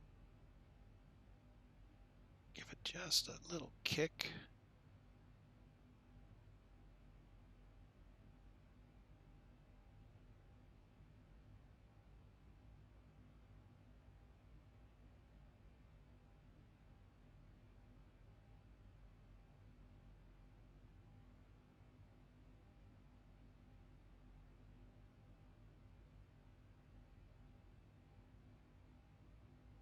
Okay, we're about 400 feet shy of it. So we're getting there, folks. But the good thing is we are now currently, and I'm just using the ACARS data. Okay, can't use it from the site. Doggone it, I was kind of hoping to do it the easy way. We're looking at about an hour and 10 minutes to Kelly Air Force Base. So why don't you just sit back, relax, enjoy the fine service, and we'll be chatting with you here in just a couple more minutes as we get closer to where we'll do our arrival brief.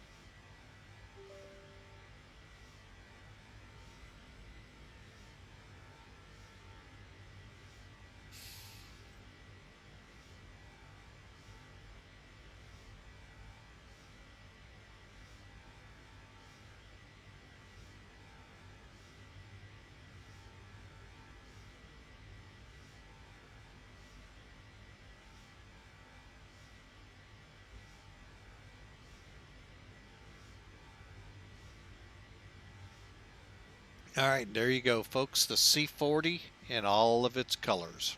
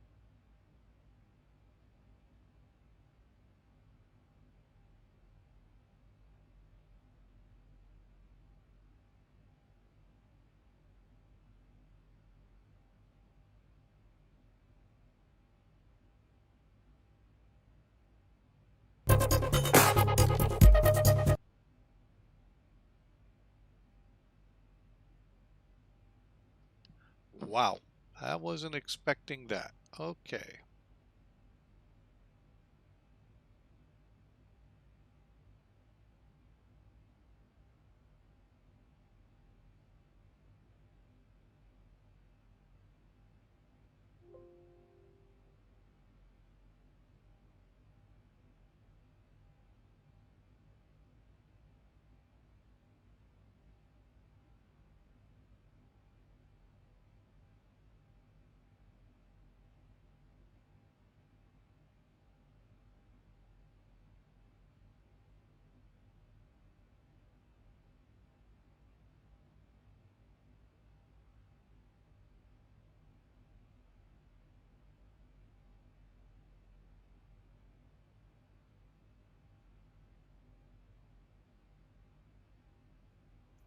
Now, there's this great video I've been watching from GI Adventure on Facebook, uh,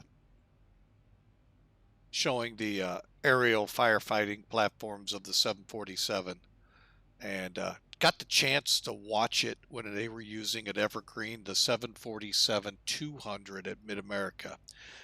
And it was just in for a demo, and wow. Actually, they show it in part of this video. Let me see if I can. Let me see if possibly.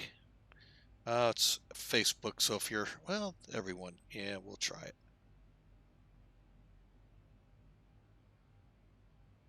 Let me see.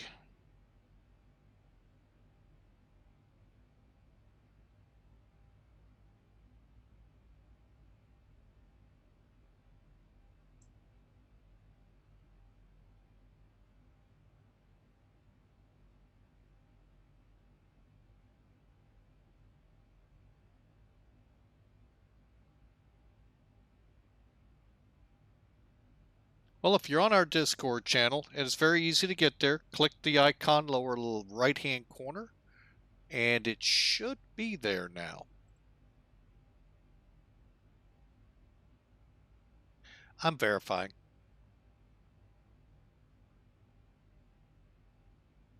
Okay.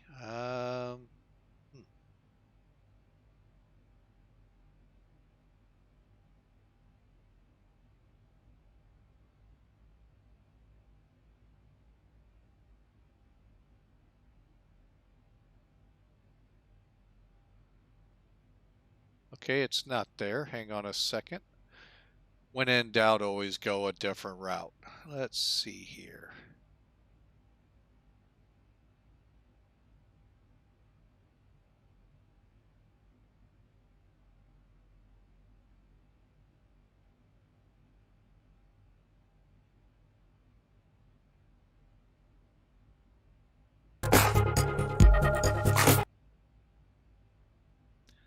And apologies if you get that music real quick, folks.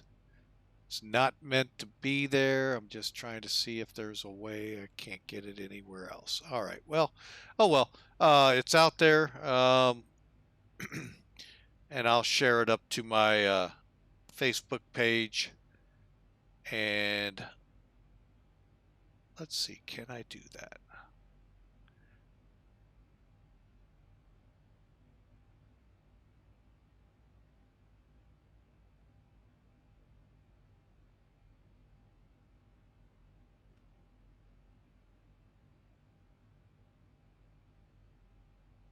But anyway, it's a really neat video from GA Adventure. And it's, I mean, amazing how they're putting out fires on tankers, oil rigs, and such. So it's really, really, really neat.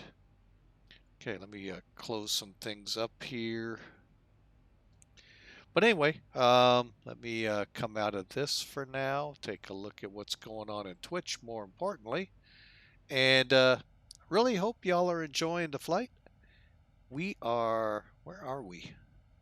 Gotta love that when the pilot says, where are we? Let's see, 182 from PRX, or Paris, Texas. Back in the 90s, delivered a couple loads there. No idea what I delivered, but I know I was there.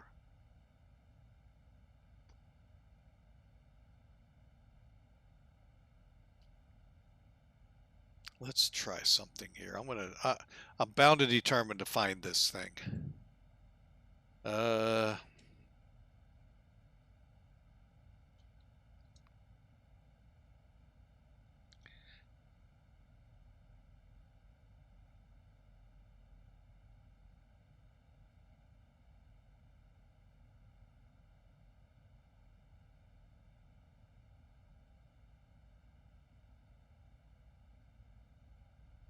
Oh, let's see.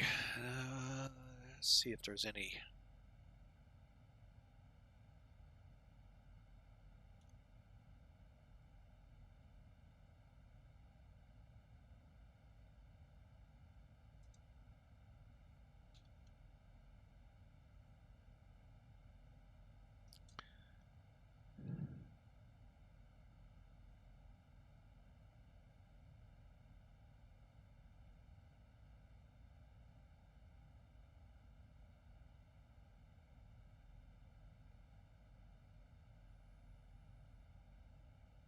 Nope, that's not it.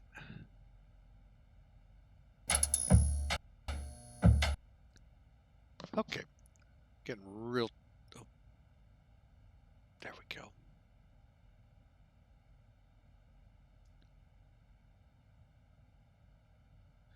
And that's not it either. Oh well. We'll work on it. We'll see what we can do to pull that out.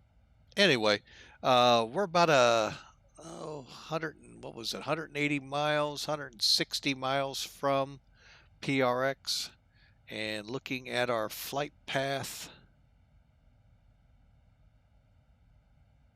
about 360 miles to top of descent. So we got a little ways to go here, folks. Get a look outside here. How we doing on the altitude? It seems to be holding pretty good at 36. Little fluctuations. One thing it looks like, knock on my wooden desk here, Zibo has fixed where I might walk away, come back. When I come back, the plane's crashed. And I've caught it once, and only once, when it was really oscillating really bad, and then it shot up, rolled. I got it out of the roll before it nosedived to the ground. So I hope they got that fixed. And let's see here. Take a look out the wings here a little bit. Not a whole bunch to see down there, folks. Not until we really get closer to Texas, I think.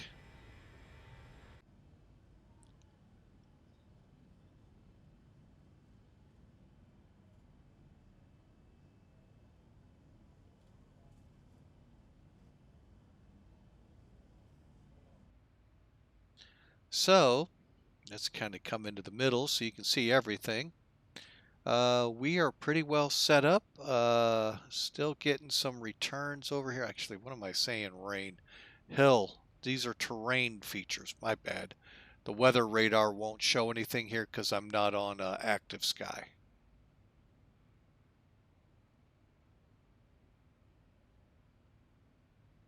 And we've lost Vichy, and we haven't picked up our next VOR. We should be getting in, well, unless they're 60-mile range VORs, we should be in range here soon. Thought Vichy went further. But anyway, or did I get the right frequency? That's the other question.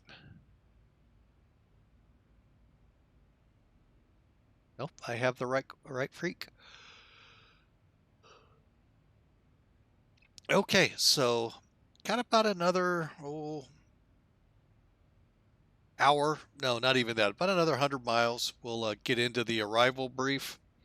Basically, we will be landing in the San Antonio area at Kelly Air Force Base on runway 16. So, and then we'll work the arrival in and all.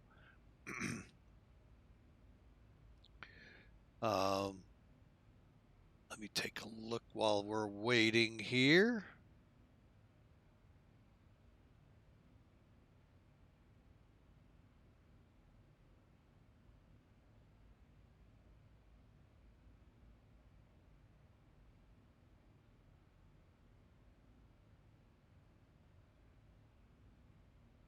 Okay, just looking over it, I don't see the big thing we're going to have is a altitude restriction. We'll get that made sure of in our FMC, but we've already got the arrival loaded. So hopefully we won't have to go back, and we'll also hopefully we'll do this before wind roof so we don't have to worry about the aircraft doing a 180 on us. So cruise, we'll do a quick check here. Center pumps are off, and FMC and autopilot all check good. So for now, folks, we're in the cruise phase. This is the part where not a lot goes on. So let's take a look outside.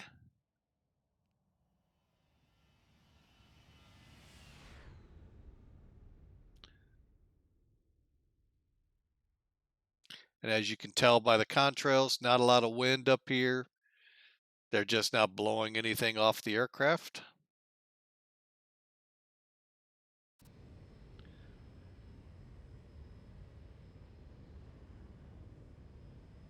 Little better on the sun side of the aircraft. The hump, for those of you curious, is the satellite communications. A lot of airliners have it that fly longer routes. It just basically enables them to be able to show the videos and stuff like that, I think. But it also enables the cockpit to be able to satellite with their dispatch and other tracking sources as we slowly move more and more into the satellite navigation. We're getting along. We're just trying to use more of this airspace you see out here instead of confined to these airways. And they're doing a better job, but there's still a lot of airways and VOR to VOR helps, but they're trying to open up a lot more. Problem is oceanic. Any of the oceanics, because one, right now, those aircraft, as they go across the ocean, a lot of people don't understand. They're not seen on a radar, folks. Hence the problem with what happened to that Air France flight from Brazil to Paris. They're not on radar, folks, so you have to get the black boxes to figure out what the heck happened up there, or any other data that may be transmitting out of the airplane up to that. But there is no radar control out there. Now, there are controllers overseeing, but they do not know where you are. That's why you give them your coordinates for your fix, your next, and then your next, your fuel, and all of that. And they have that to see how you're doing. And also winds and stuff like that really can change, the days up there. So just something to remember in the real world, there aren't able to see you in the oceanics, especially the Pacific. A lot of the Atlantic, they're not going to see you, especially when the tracks start filtering back south. Right now, I think there's only in the real world one, maybe two, every 12 hours. So, not like they used to have anywhere from 6 to 8 tracks in that same time frame. Just not that much traffic right now allowed because of the pandemic, although it's picking up rapidly. So we'll see. However, the downside of air traffic picking up, the airlines didn't pick up enough on it to call back even more crews to get more aircraft airborne, and they're slashing flights.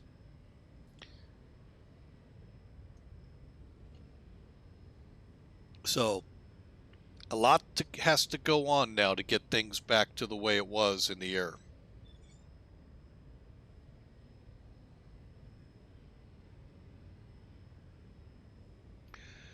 So, as we cruise along above these thunderstorms, let's see if I can get a good view of those. I'm trying something out here. I've never tried this. I'm going to bring up my Streamlabs dashboard and see what it looks like when I'm flying.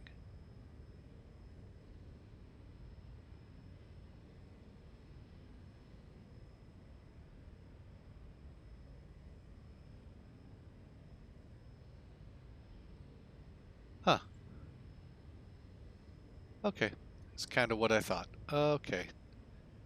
Nothing worth looking at.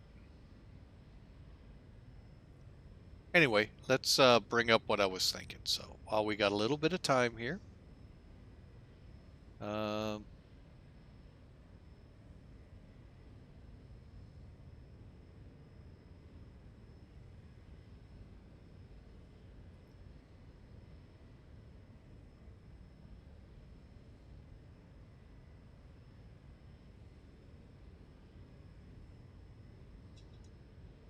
all right, and sorry it is taking so long. Hang on.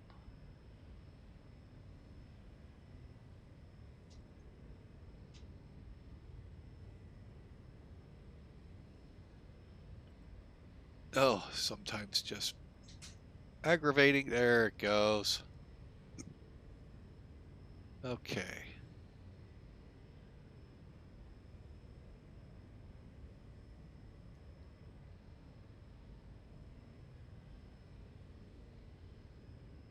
Bear with me here a second, folks. I'm trying to resize my map here. There we go. All right, let's go back to here, switch in. Yeah, oh my God, was that loud? Hang on a second.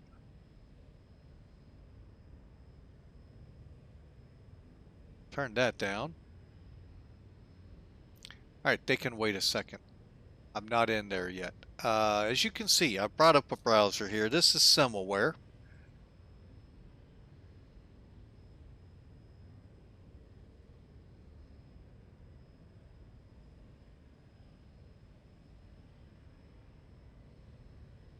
Okay, they'll wait a second. Anyway, here's what's called SIMAware. It's kind of the new VATSIM or VATSPY, and it's a little more detailed. Gives you the centers, the the normal stuff. But with some of these icons here, you can click the titles, which is what this one does. See how the titles come on and go away, as well as the weather. And you can go dark screen. Some guys like that. Or you can go this way and kind of get an idea of the terrain you're flying over. So, but anyway, just thought I'd show it off. And you can see these are dying thunderstorms heading towards us where I live here in St. Louis. Another batch kind of down here. We'll kind of see how the day. I think the atmosphere hopefully will take a day off. Unfortunately, when the atmosphere out in the summertime here takes a day off, could mean tomorrow's going to be a bear. We'll see. Time is the one that tells. All right, so they don't get too mad at me. Hang on a second.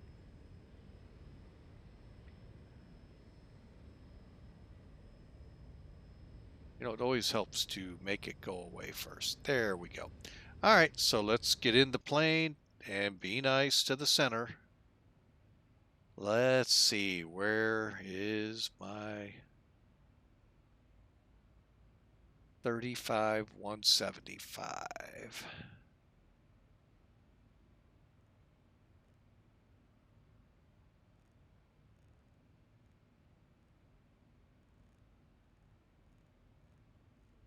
Hopefully they won't blow us out. If they do, we're going to disconnect. All right, so 22.8 stays there, 135, 175, verifying one last time. Yes. Fort Worth Center, reach 18 with you, flight level 360.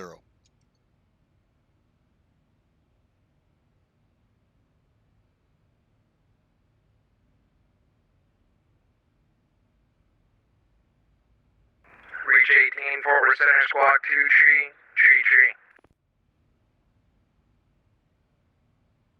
2, tree. Tree for reach 18.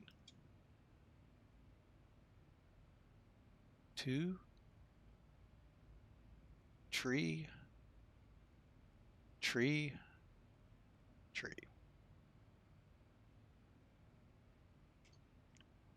All right. And Paris is now on, as we can see down here. 69 or 63 to go. Still kind of loud. Let me turn it down in my ears. That might be what I... Hey, Bellagio, the captain. Welcome aboard. How are you?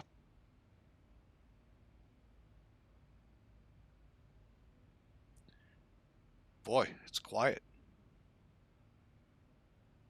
Reach 18, you are ready to contact 6 miles northeast of the Paris VOR level 360.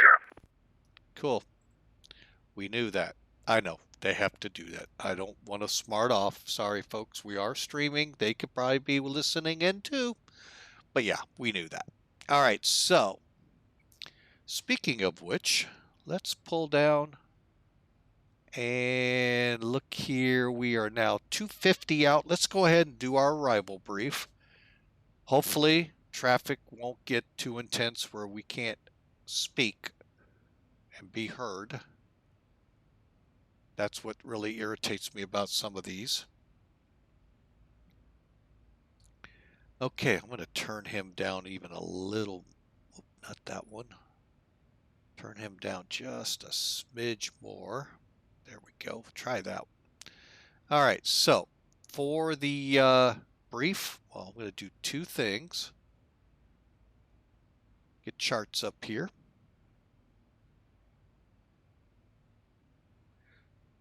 And we'll keep XPilot up just so you all can monitor as well what we're seeing. Did that wrong? Forward Center, America 360 is at 4.2000 for 17,000. Requesting, action run. America 360, Forward Center, climb, maintain, level 220. All right, got that turned Follow down. 330, America 360, thank you. Could be my ear in my headset as well. All right, so we're ready to bring these over. And let's add one more cog in here.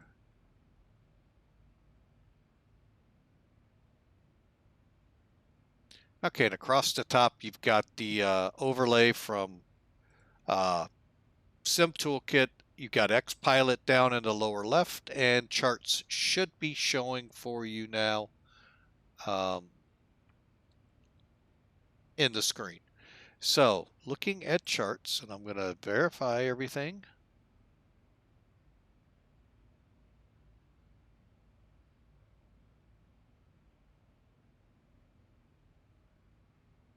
Hang on a second. Sir, good afternoon. Let's go back 62 with Golf. You copy I park here? All right.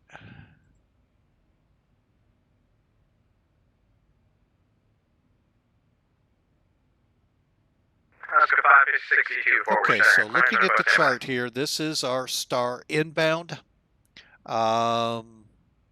Marks one arrival coming in off the wind-due transition.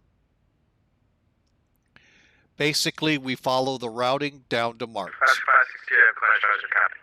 So it's going to be wind-due to Bluey to CWK. Still feel like that's way too clear loud. the Dallas Fort Worth Airport via the Muddy 3 departure. Radar vectors to Glops. Muddy transition, then a stop. Climb, maintain 5,000. Expect flight level 23010 minutes after departure. Departure is going to be with me. Squawk 2271. Anyway, continuing on. Sorry, it's from CWK we go to Marks. Marks is where we need to be at 13,000. Then it's Braun. Then on to Troop.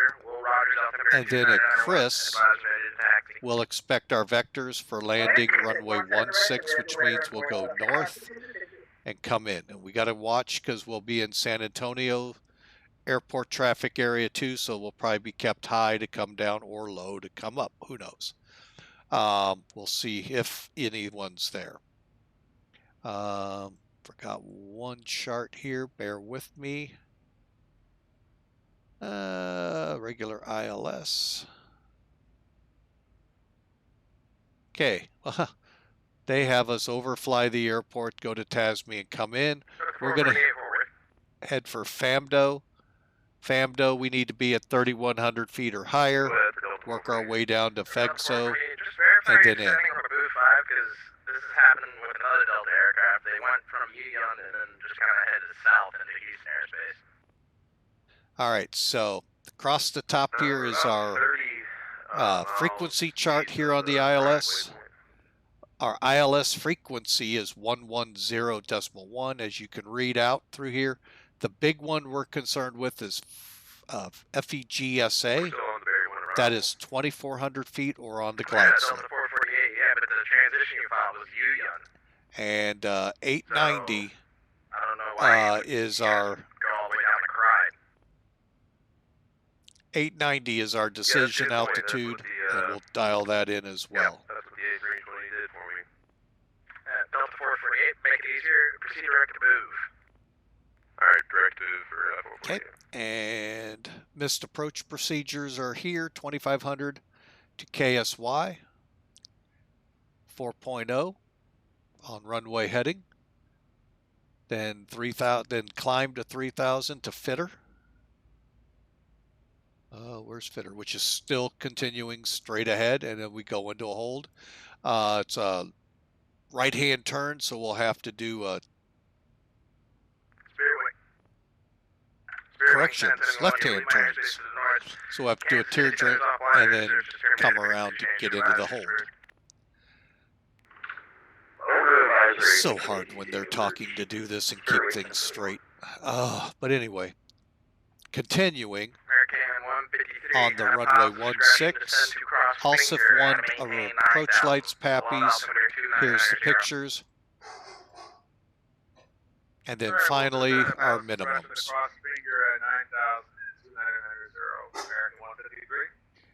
And yes, folks, that's a very large dog in the background.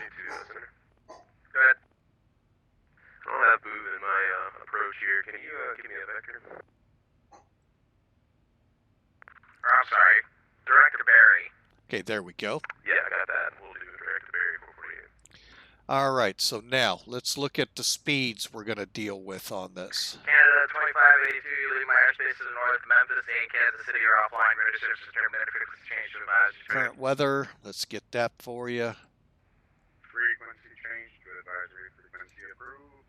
Thanks for your service. Canada 2582. If I could spell.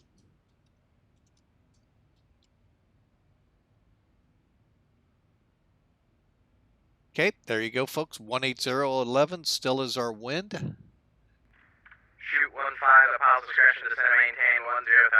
The Wichita Falls altimeter Okay, 2985. 2988. This hasn't changed. Discretion to 10,000, 2985. Shoot 15. Has not changed in a couple hours. Okay, so we'll be watching possibly for a new METAR here soon. I'm not sure why we're not getting the latest and greatest from 1656 or in that time frame. All right, but going on that data,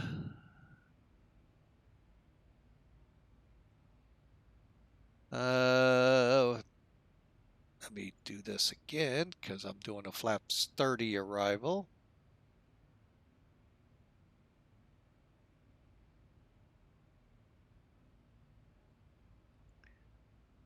We're looking at a VREF of 149 and an approach speed of 159, giving us about, they're saying a margin of 8,100 feet on this 11,000 foot runway. We'll see what we actually end up with. And looking at my chart here, I know I don't have those up for you. Coming in, we're going to probably exit at taxiway Delta and head for the passenger terminal. Let me pull that up real quick because y'all might be interested. Okay, so as you can see, right here's the passenger terminal. So if we come off at D, we can park right here in front of AWOPS. Alrighty.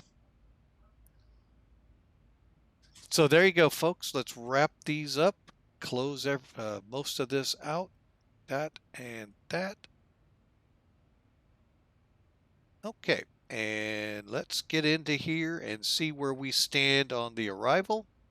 185 miles out. So we're going to kind of sit back since there is a little bit of business here going on. Windu is going to be, oh, wrong one.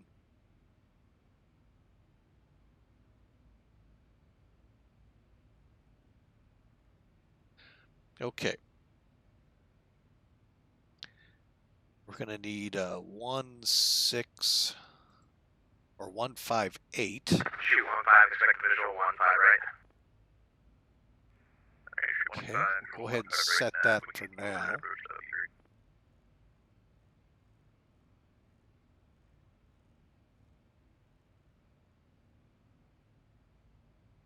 Okay, 158 is dialed in. Let's go down, set the freak in, which is 110 decimal 1.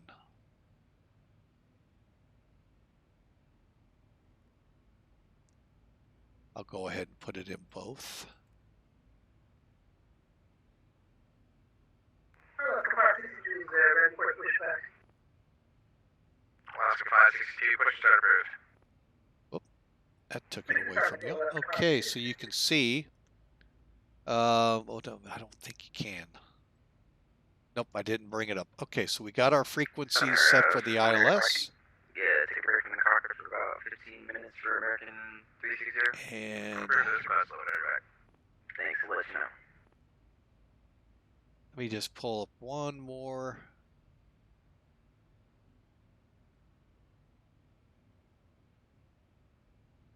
$16.8 for San Antonio.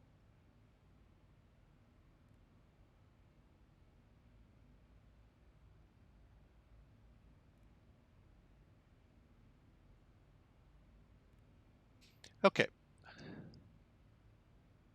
And we are now set up. That way we're able to see how far out from San Antonio we are. We're 167 miles right now from top of descent, which is going to be after Windu, unless, of course, they tell us to come down early.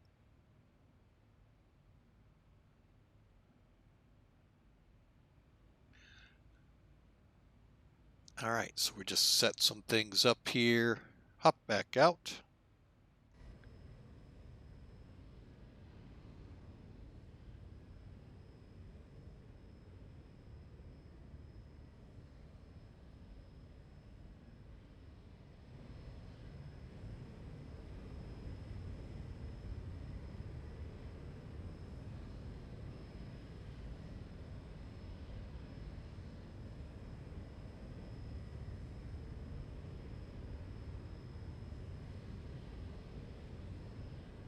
All right, folks, there we go as we traverse across Fort Worth Center.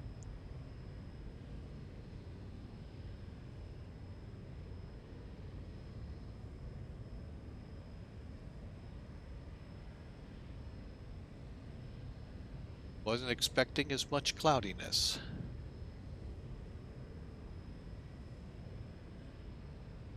Well, let me take a look. It's one thing I like about the Airbus. Alaska 562 ready to taxi in 178.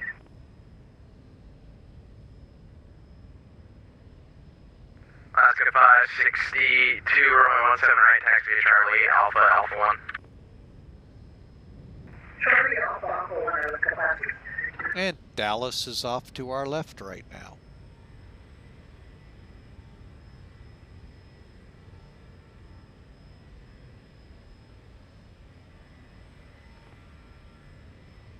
Turn right, heading 340 to set and maintain 6,000. Return 340 out to 6,000, shoot 1-5.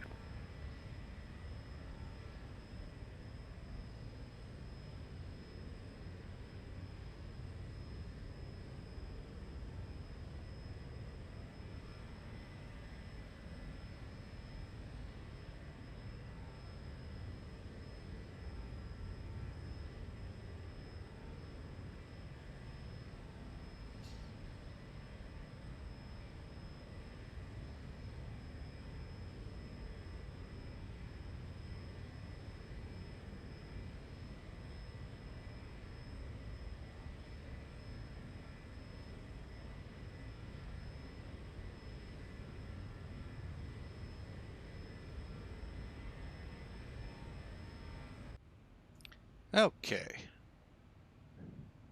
Still aren't picking up San Antonio yet.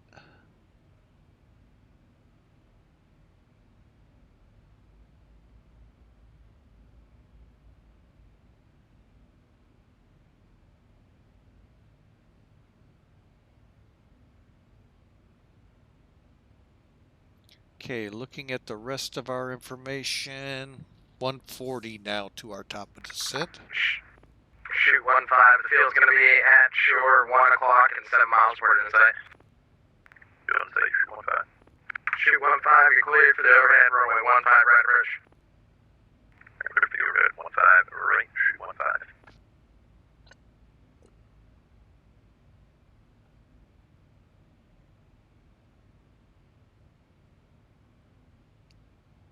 All right, folks. So any questions, comments, or anything you'd like to make?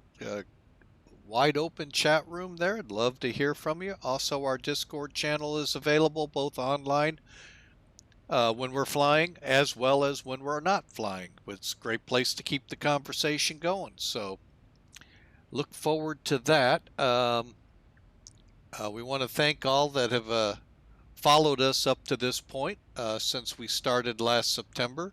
We're up to 58. We really love that we're gaining more people every day or every stream.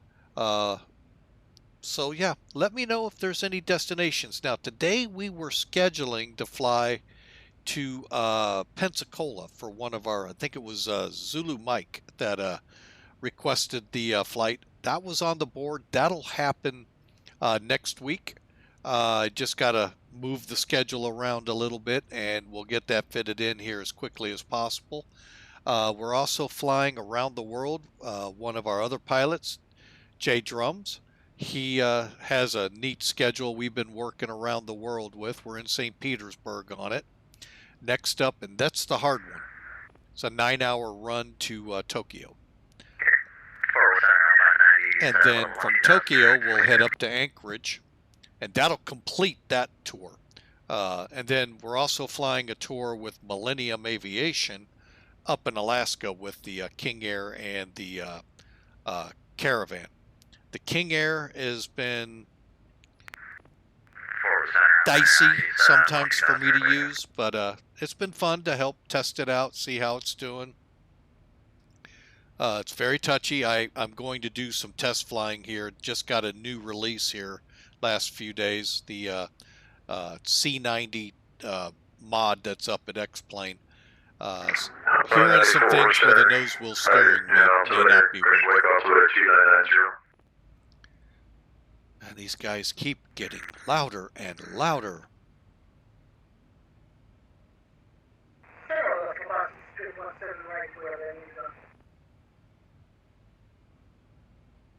That's 560 away.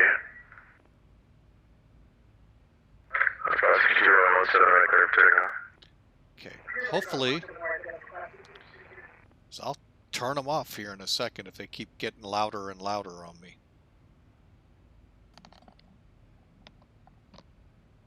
No need for them to be that loud.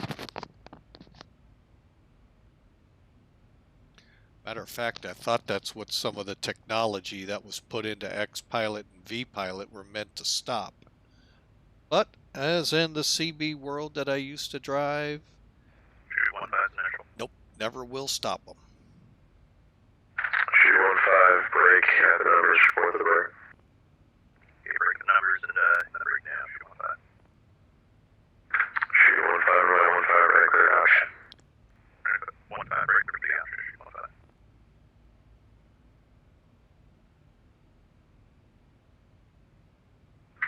Delta 448, expect visual approach runway 17 center. Okay, we'll expect 17 center, Delta 448.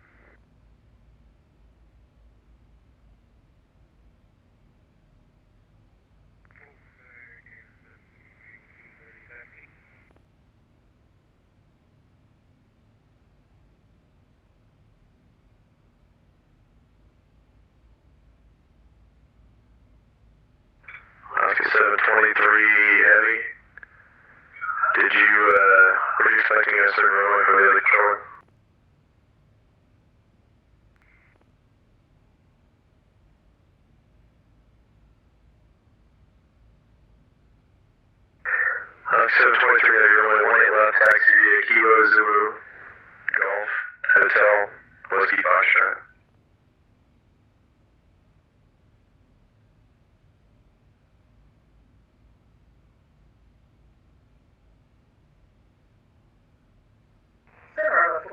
between passing 4,000, 5,000.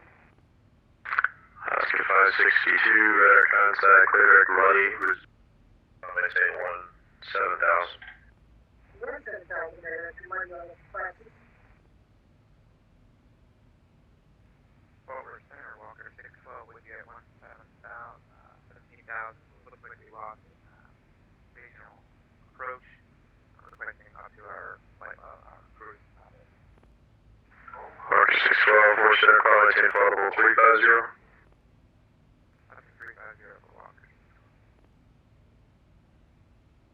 Forward center, Air Canada 723. Canada 723 heavy. Air Canada 723, like we cross taxi 18 left. Oh well, Canada that's best I'm 723, gonna runway 18 do. left, taxi via Kilo, Zulu, Golf, Hotel, Whiskey Foxtrot. Kilo, Zulu, Hotel, Whiskey. Runway left, Kilo, Zulu, Golf, Hotel, Whiskey Foxtrot.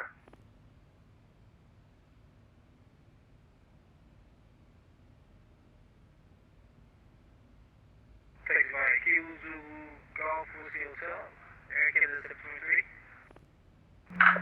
Kilo, Zulu, Golf, Hotel, All right, so Whiskey Foxtrot. anyway, we're going to continue on here. Kilo, Zulu, We're 80 miles out, so let's start into some of our descent checks. Kilo, Zulu, Golf, So- Hotel, Whiskey Foxtrot. Oh boy. One more time. Kilo, Zulu, Golf, Hotel, Whiskey, Foxtrot. Air Canada 723. Nice. Forward center, citation coming from Delta is at flight level 420, direct winded.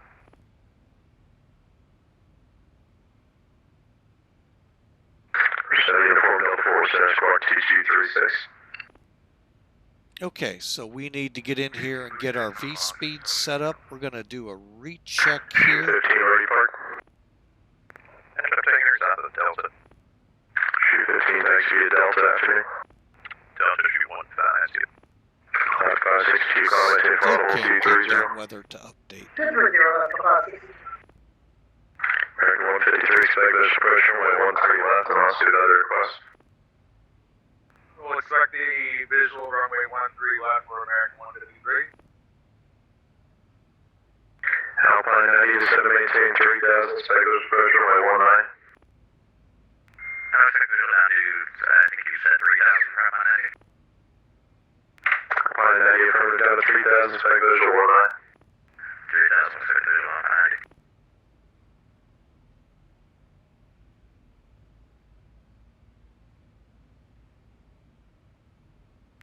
Percent uniform Delta radar contact 22 miles north of Rich Mountain.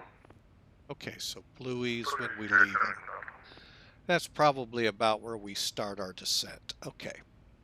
All right, so let's get in here. American 153 to 7, maintain I'm 6000. going to try another website Down to here. 6,000 American Oh, 153. Reach 18, Houston Center on flight motor service permitted to change by frequency approved. Reach 18 copies. Thanks for the ATC. Have a great day. Over to Unicom. Take care of that first.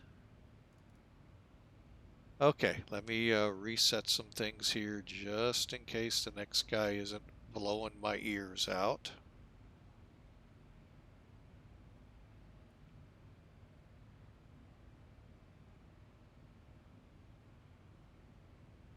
There we go. All right, hopefully that'll work. There we go. All right, so checking this website real quick.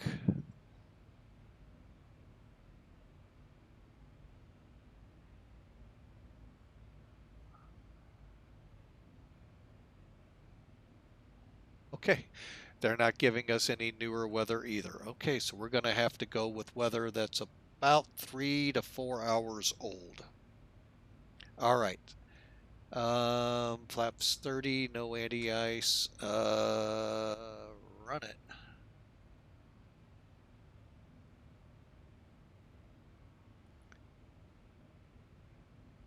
Okay.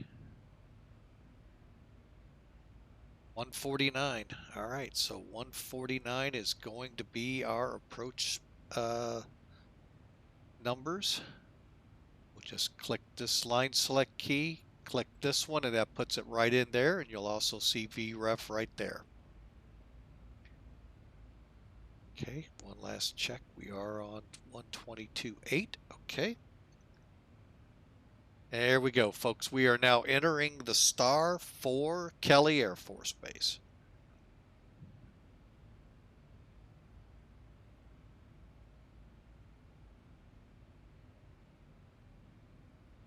Okay, so the descent checklists are, we are going to here shortly, I'll have to use this one to make it work better. Let's go back to the progress page. We're about 54 miles out. Top of descent is right above the 40. So let's go ahead. Oh, we need to check one thing and do one thing. I just realized. Let's get the runway in here. Charts. Y.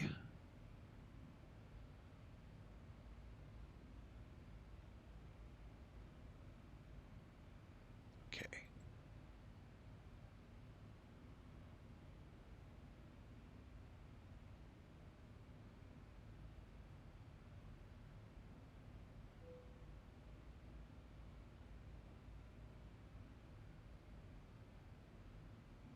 Okay. FAMDO. Okay. Perfect. All right, so it is entered correctly, and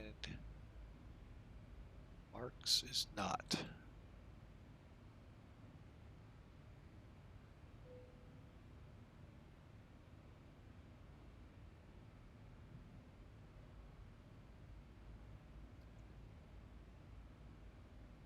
Okay. So now we're 30 miles out. Let's go ahead and set.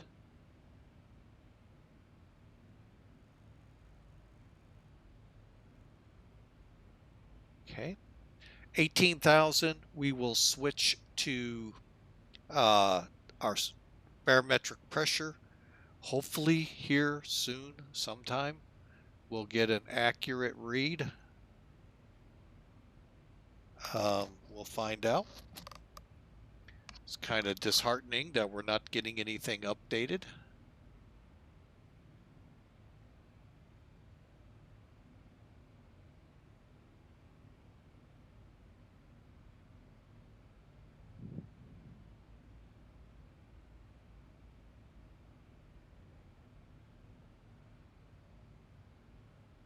All right, and compute.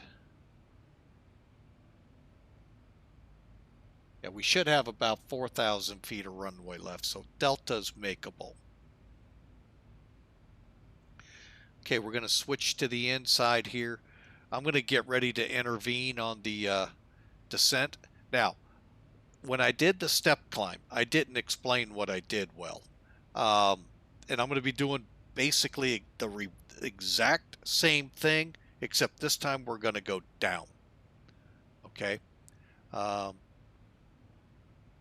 Interesting.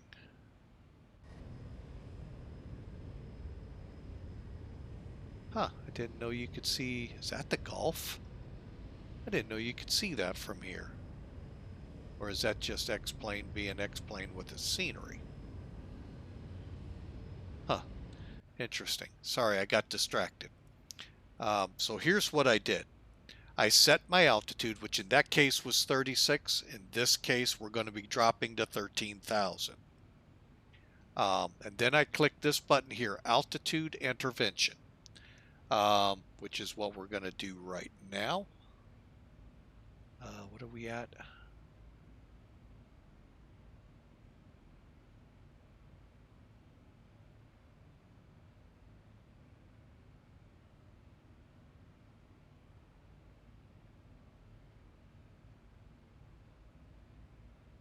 Okay, gonna let it drop in a little closer.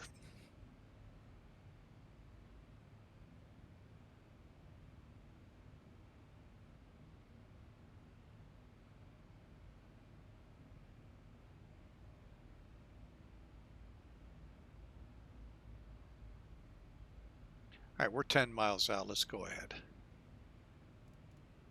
Okay.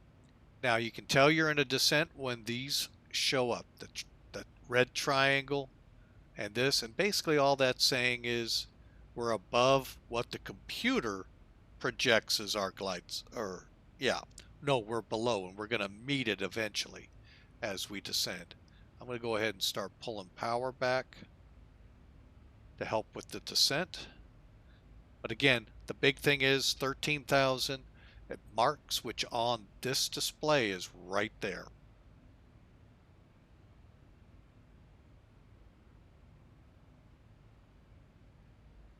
Folks, if you want to make a prediction of what the landing will be like, basically you just the exclamation point on your keyboard, then the word predict, space, the minus sign, and whatever number you want to use.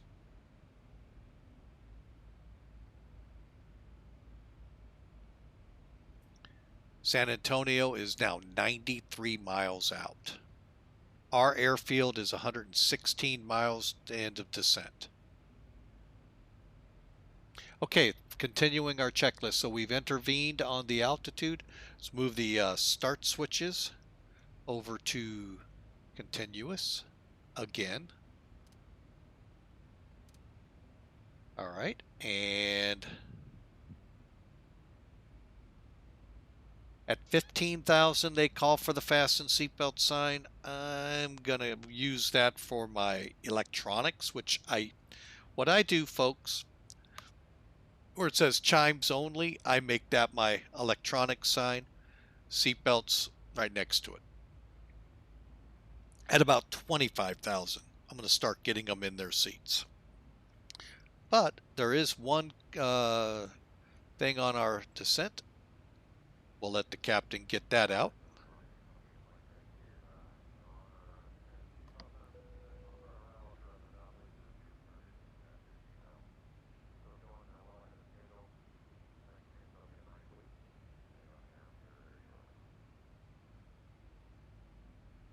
Okay, and let's see. Let me go over here.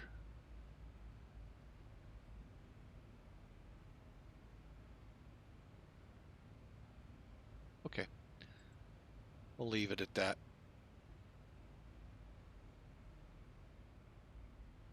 All right, we are descending, and you can see its projection is before marks. And you can see by this diamond here, this triangle here. And the Airbus, you're looking for a green dot to be within this line and this line. It's literally the same thing, just in a couple different places on the Boeings. Now we're starting to get on track here. And of course, like I said, we're going to monitor. Okay, so let's continue on. Let's get some things set up so we don't forget them.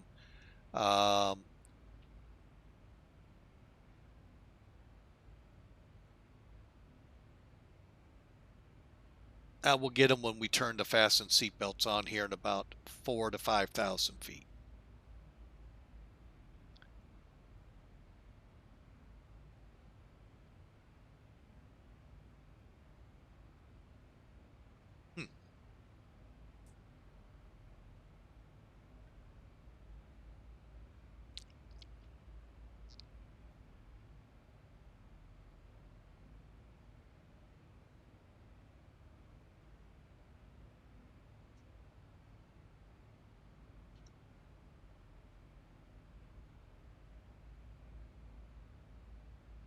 We're going to try one thing because it's just next door.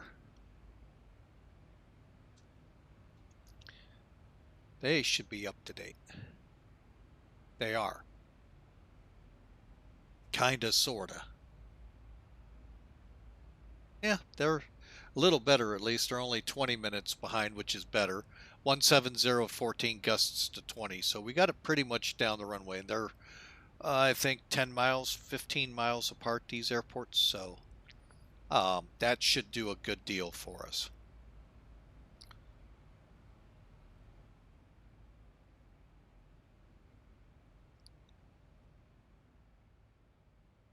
And I'm just adjusting something because I realized what one guy told me when I was looking at one of my goals I've set for the stream this week. My audio levels may be up a little bit too much. Hopefully you hear me better over the airplane.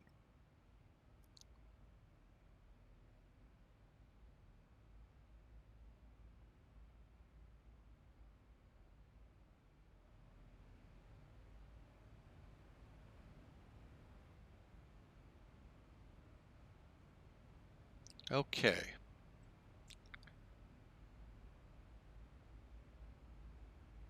All right, there's 24,000, so let's head up here.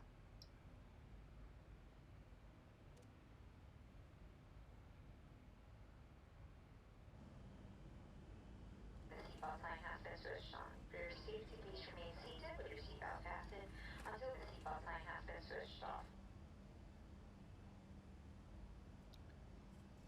I guess that is the Gulf Coast. I just didn't think you'd be able to see it. I guess, I don't know. Huh.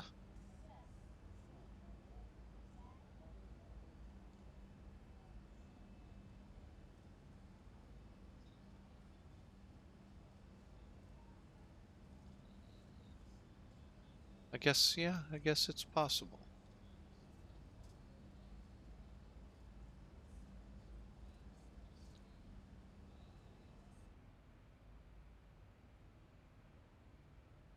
Now we're going to dial this back a little, make things a little easier to see.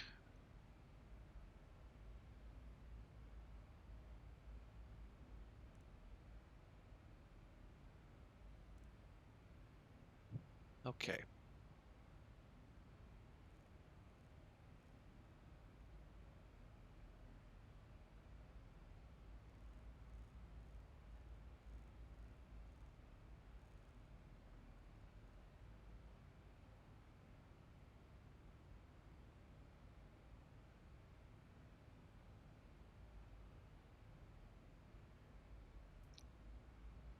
All right, for us, METAR showing scattered at 38 and scattered at 3,800 feet and scattered at 25,000 feet.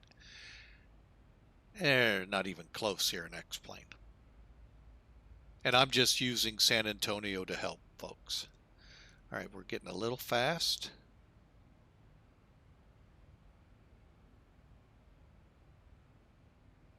And at 15,000, we'll do the prepare for landing.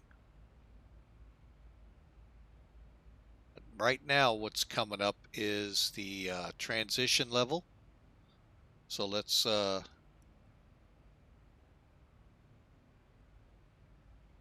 right, so the descent has started. Pressurization set, any ice. Brief has been done. Fuel's good. IS bug set. Next up is approach.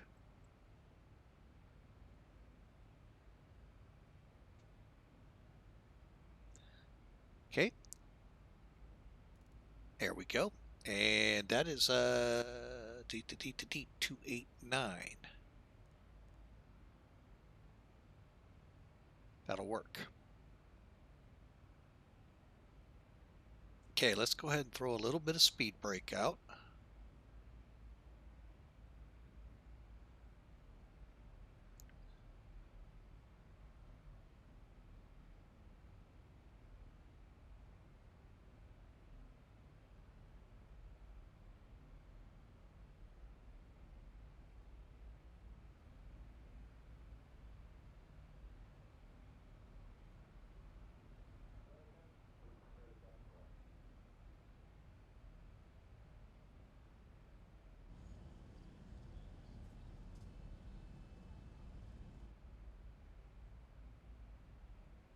Okay, let's pop the speed brakes back in.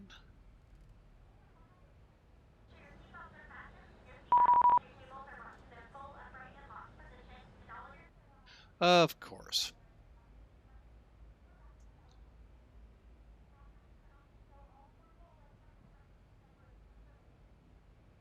$24,450. Well, I'll get there as quick as I can.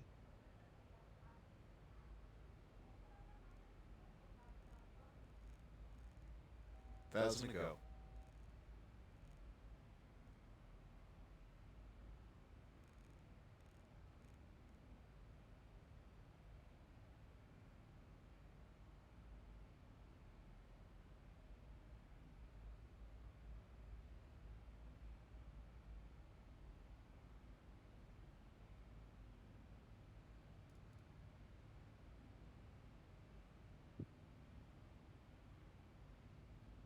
Okay, we're going to continue our descent to 8,000.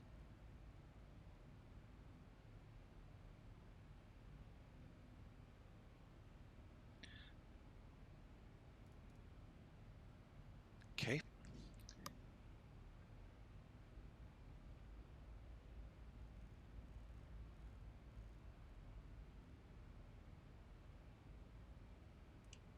San Antonio approach, reach 18, just off Marks inbound, Kelly Air Force Base. Reach 18, San Antonio approach, good afternoon. San Antonio altimeter is 29er, 89er, and say approach request. Like to set up for the ILS runways 16 Yankee off of Ferndo, I believe is the initial. I don't have the chart right in front of me. Reach 18, Roger, you can expect the ILS 16 Fando. approach at Kelly. Reach 18 copies, expect 16 ILS, and we're through 12,000 for 8,000. Reach 18, descend and maintain 6,000. Down to 6,000, reach 18.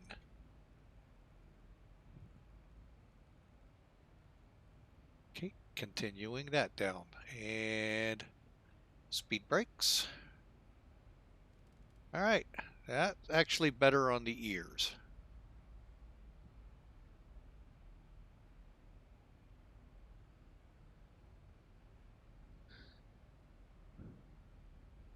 Okay. And what I think I'm going to do is go ahead and get rid of the overlay. So, well, it's not going to cause too much, I don't think.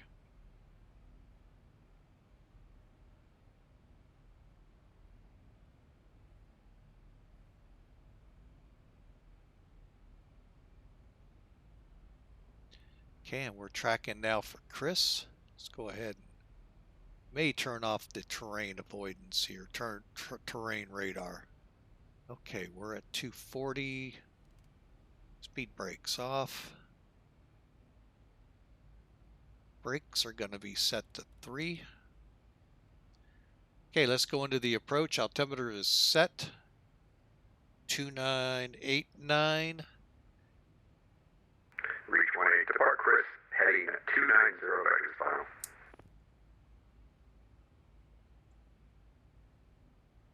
Okay, 290 off Chris for the vectors 16 on the ILS. Reach 18. Always forget that second part. Okay, lights on.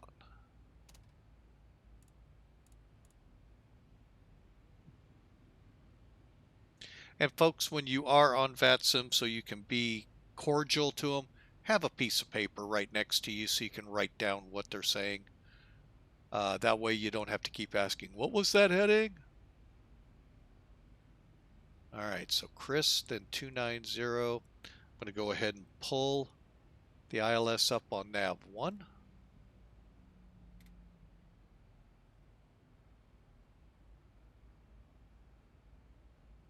Kind of watch your speeds too, folks. Don't want to go over 250.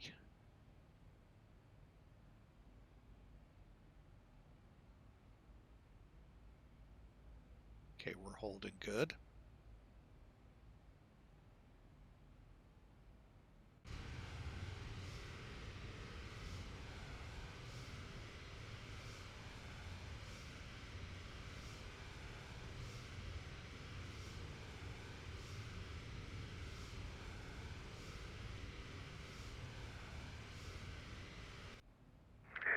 Reach 18, for my planning purposes, you said ILS Yankees. You want the RNAV to 16 or the ILS 16? Oh, what do we plan? Let me just look. Get off that.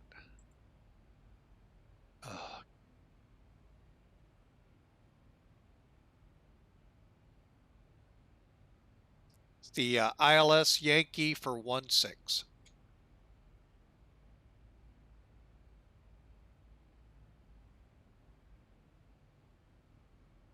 Initial fix FAMDO, F-A-M-D-O, Fox Alpha Mike Delta Oscar.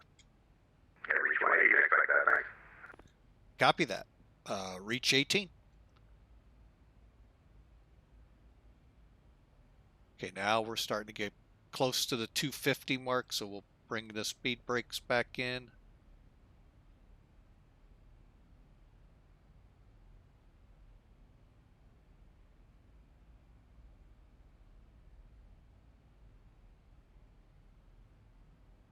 See, they're up.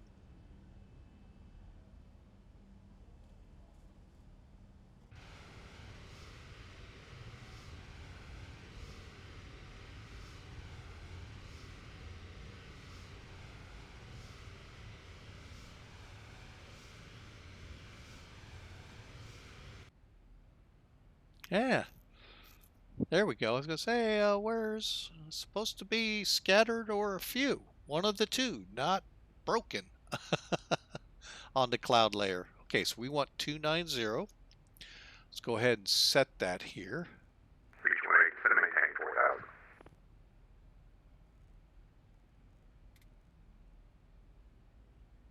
And reach 18, leaving 6,000 for 4,000. And got about a mile. And then all we'll do, oops, 290.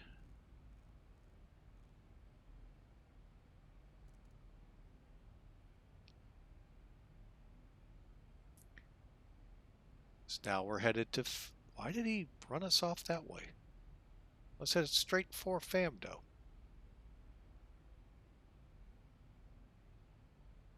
Oh well.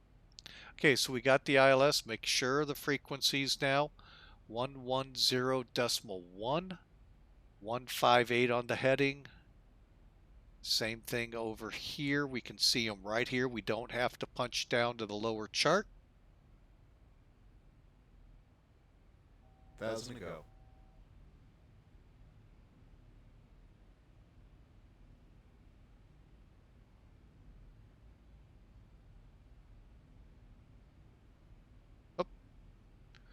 But we got to get our speed brake retracted.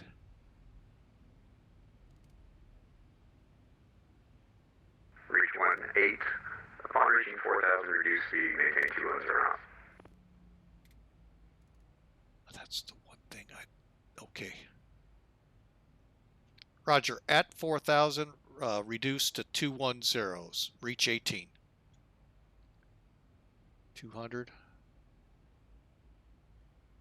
And again, what we're going to do is intervene right here with the intervention switch for speed.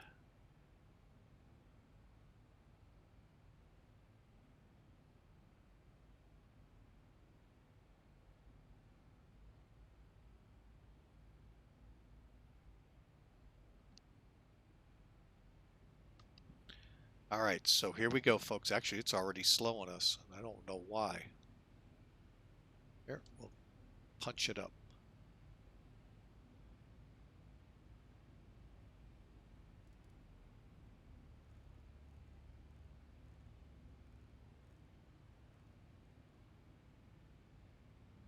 Reach 18, turn left heading 190, descend and maintain 3,100. One more time for the altitude for reach 18. Reach 18, turn left heading 190, descend and maintain 3,100. Roger, 190 down to, I'm sorry, 3,100 for reach 18.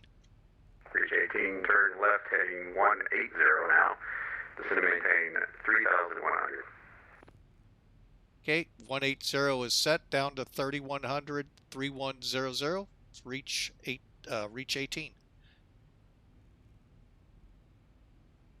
1,000 to go. Okay, and 1,000 to go.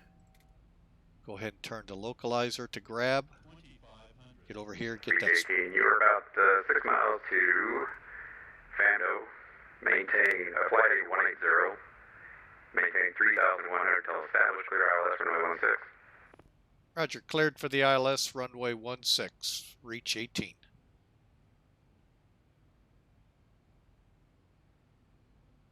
We're going to go ahead and kick some flaps in so the speed.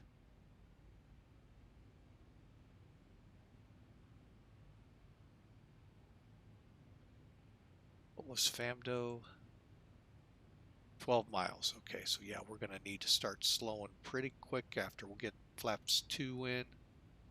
We'll get it down to 5. Okay, now we can arm up the spoilers. Yeah. That's all we're looking for, folks. Okay, and the glide slope's active, so we'll switch to approach.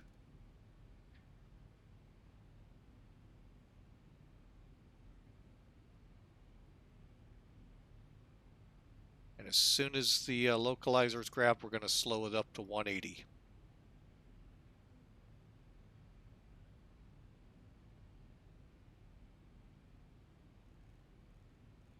Okay, we're going to go ahead and start our slowing process. All right, final checks here. ILS court freak set, V card set, flaps beginning to set, spoilers armed, auto brake set, landing gear will go down as we go down the approach. Localizers armed and on.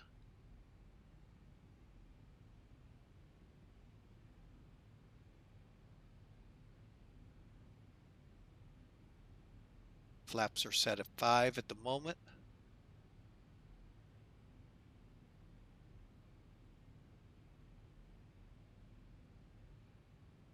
And I got no runway out there yet. All right, so we are on track. So it's out there somewhere. Glide slope will catch up to us here shortly. We are now DME. Oh, we don't have a DME on this one. Okay. What are we working DMEs off of then on the chart? Oh, 112. Okay, let's get our set.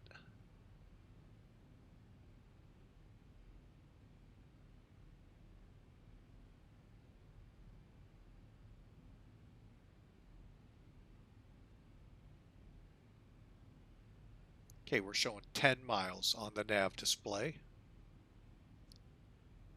Right here. Give you all a good look here of how we're set up.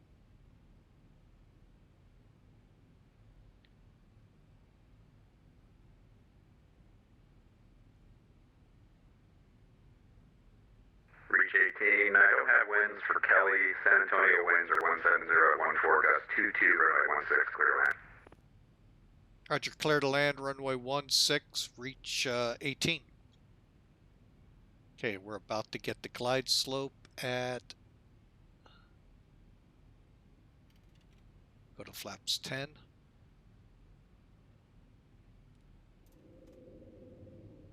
we're going to slow now to 160.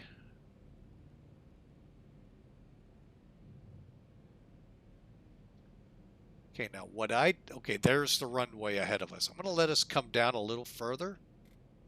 But what I do here, folks, is I will begin to watch my auto throttle where it sets up as I transition through the flaps.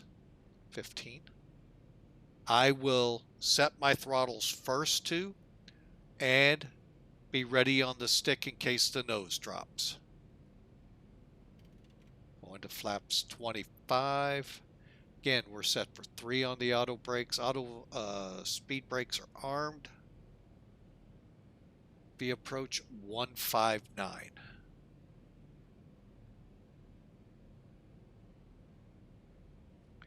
Going flaps full. Now, 5 miles out. Okay, once the throttle's set, now I'm going to bring mine up pretty close to where they were. Basically maintain my speed. We're almost 1,000 above.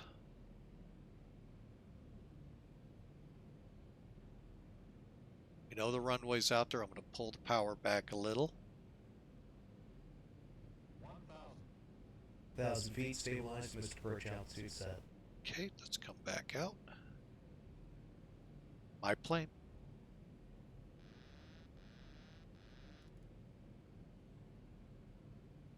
Oh, great. It's touchy to the left. I hate when it does that.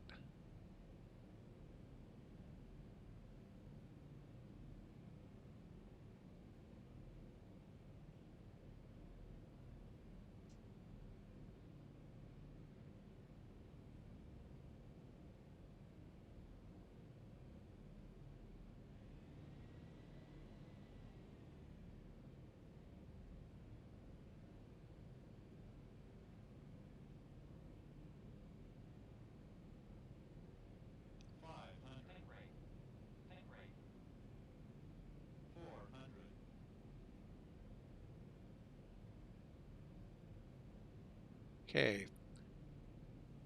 Dang it. See how that wheel just flips over. Very high, very long runway though. 200. Approaching minimums.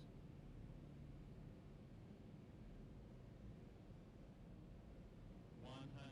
Minimums.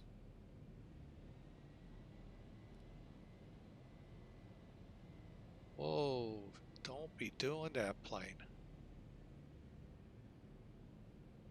Good grief.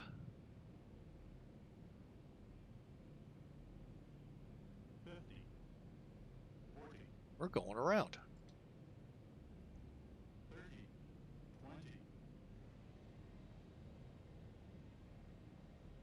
And approach reach 18. We're on the go around. For some reason, we floated like I couldn't believe.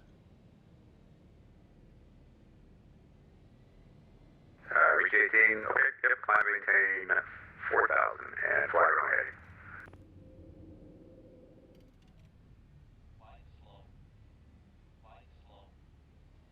4,000 runway heading. Reach 18.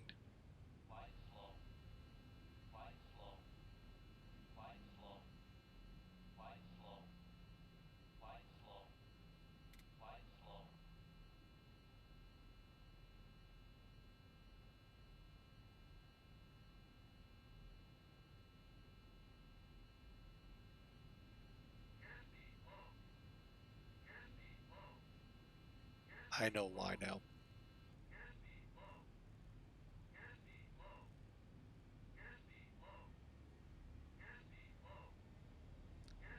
I know exactly why now, folks.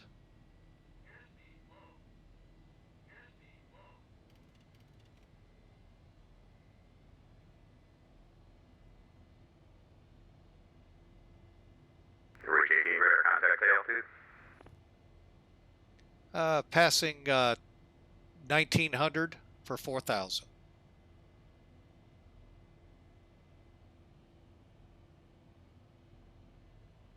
Reach 18, flying 270. Reach 18, turning left 270.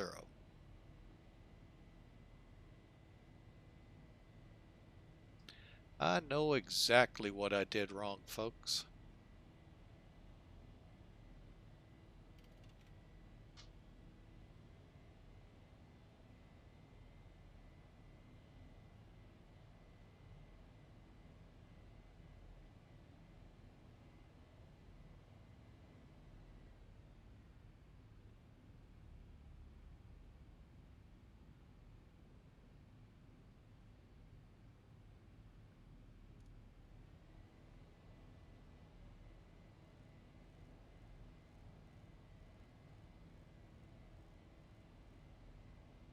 Reach 18, San Antonio approach. You want the ILS again, or you want the visual? We'll do the ILS again. Let me get this altitude back down. Reach 18, expect the ILS, runway 16, approach. Roger, 16 approach.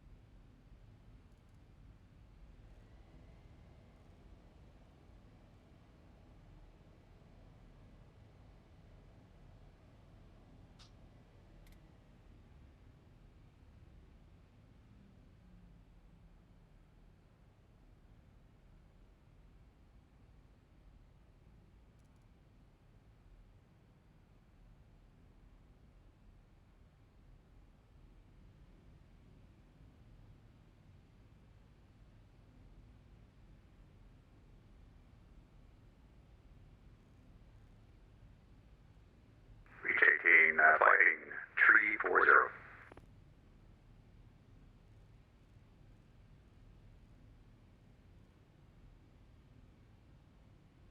340 for reach 18.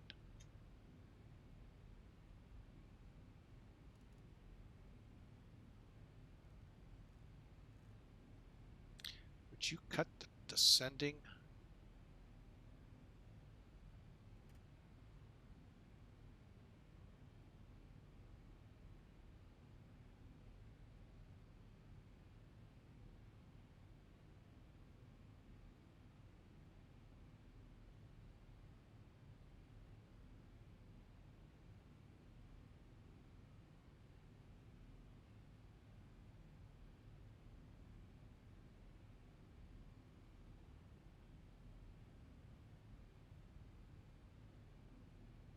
I know exactly. Okay. As soon as we get this plane stabilized, folks, I'll go through what I did wrong.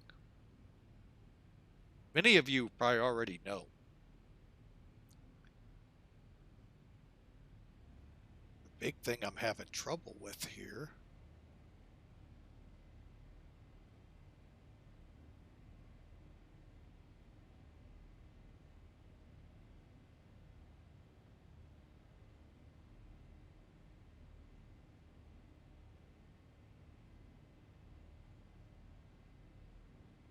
Reach 18, check altitude showing 4,600 indicated. Descend and maintain 4,000. Reach 18's descending to 4,000. Zibo is not behaving today.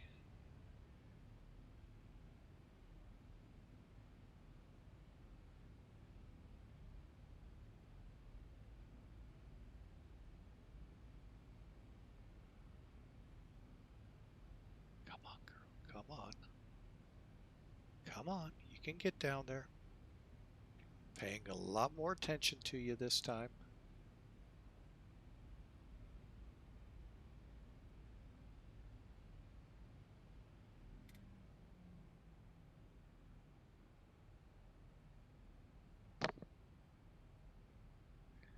Oh, I know what the problem is.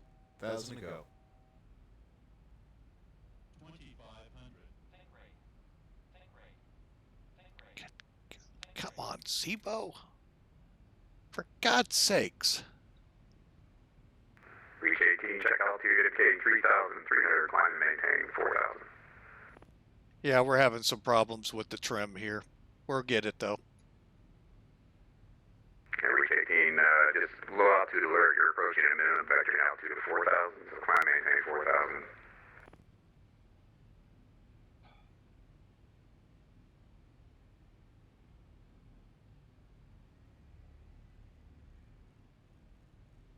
God dang it. Come on, airplane. Cut this crap.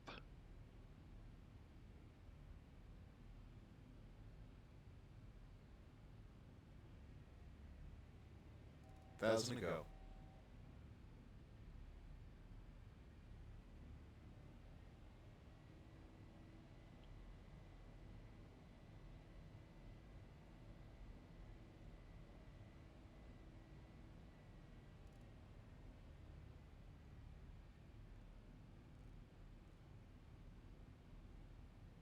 Just will not hold altitudes today for some friggin' reason.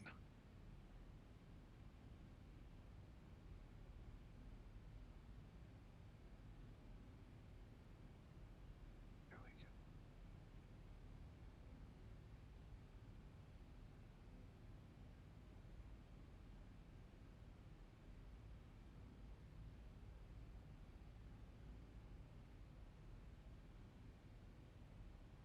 I tell you, this Zibo, it really sometimes frustrates the heck out of me.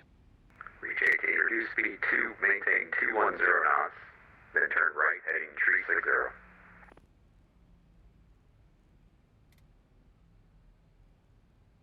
210, turning to 360. Reach 18. And what we did wrong, folks, we didn't turn the auto thrust off. So it didn't let me land.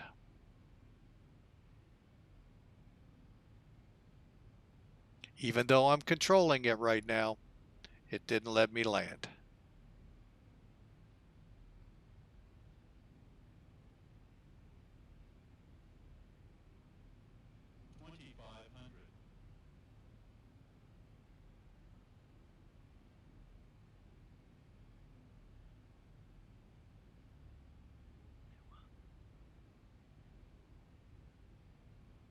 Okay, he should be turning us. Reach 18, descend and maintain 3,100.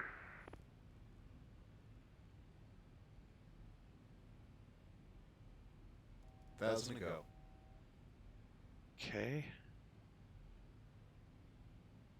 1,000 to go.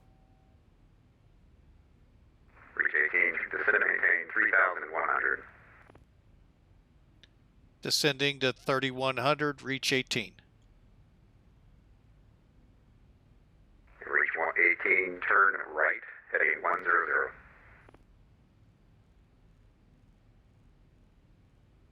Right turn 100, reach 18.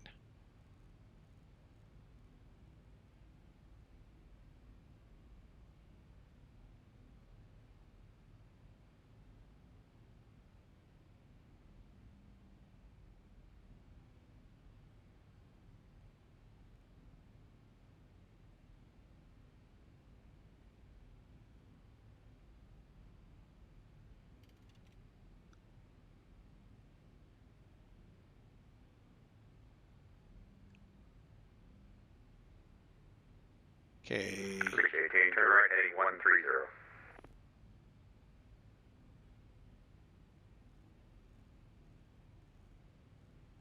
Continuing to 130, reach 18.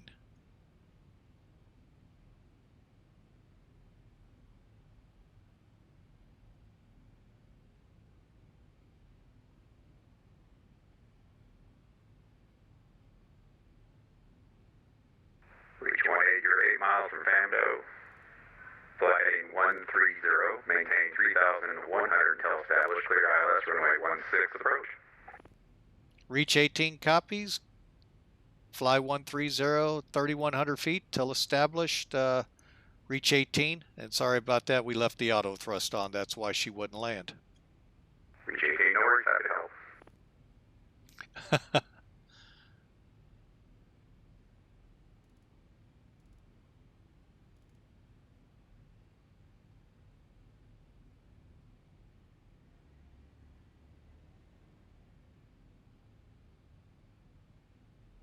See, this is what's aggravating.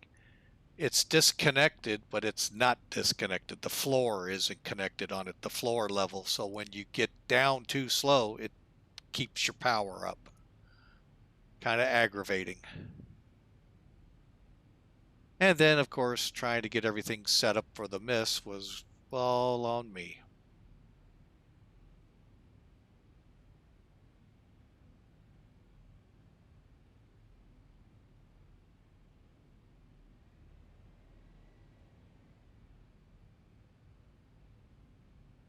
Okay, and as soon as that localizer lines up, we're coming in. Okay.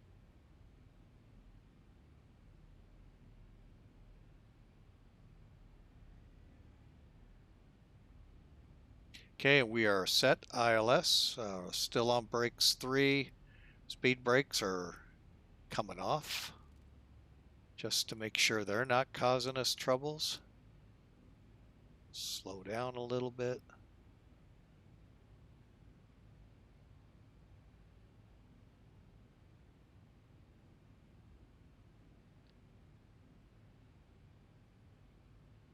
Localizer should be firming up here.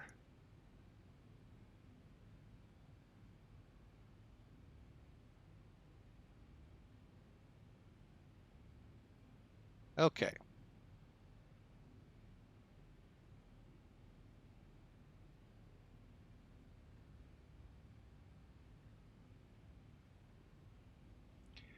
All right, I don't have the airfield yet, but we will just in a minute. Let's go ahead, set up 158 again. 3,100, 210, let's slow her down.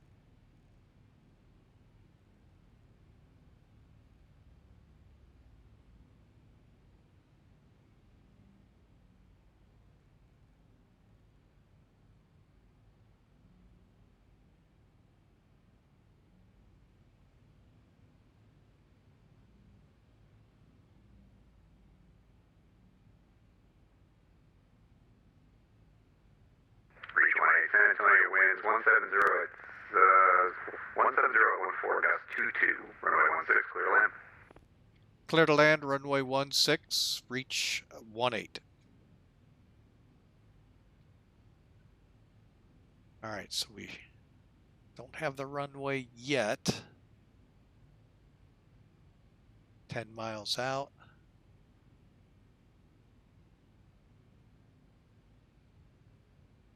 Landing gear coming down.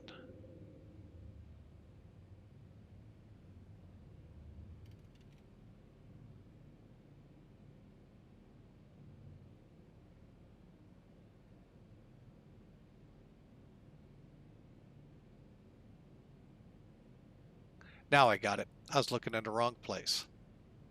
I was looking over here instead of over here. Okay. Distance about 8 miles. Speed coming down. Let's arm up the brakes.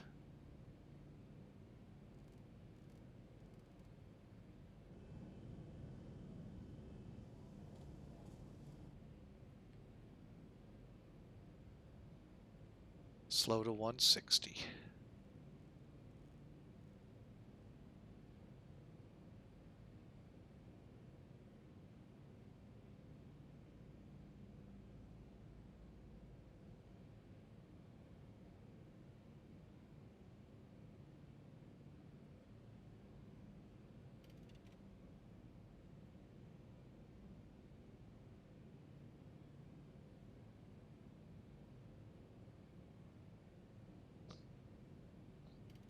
Flaps 30.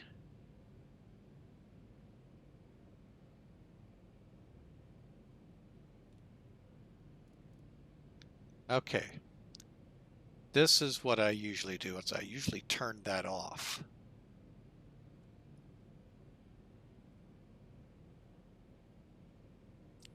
Okay. 1,000. There's our 1,000 1,000. feet stabilized, Mr. Perch, altitude set. Make sure our lights are all on. Okay. Final quick checks.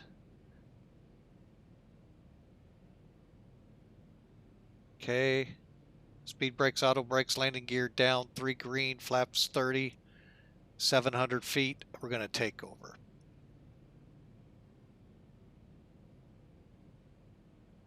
You know, thank you. It's kind of aggravating when it won't let me. Okay. Here we go, folks. Little. 500.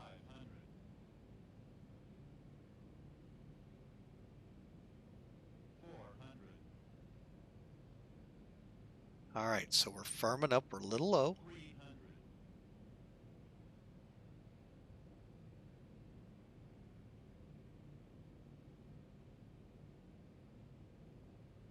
200.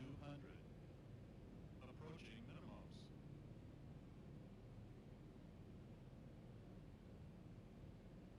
100. Minimums. 50. 40. 30. 20. 10.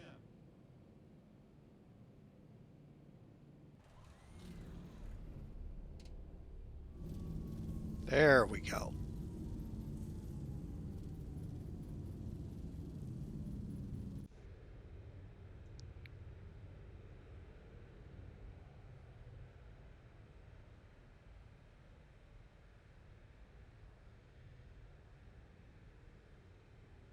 I missed my turn off, but that's okay.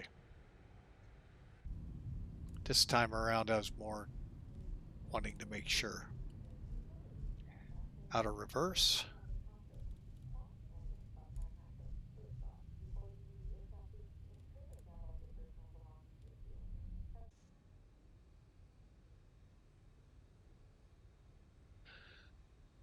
Okay. I didn't mean to use that much runway, but heck, it's there. We can use it.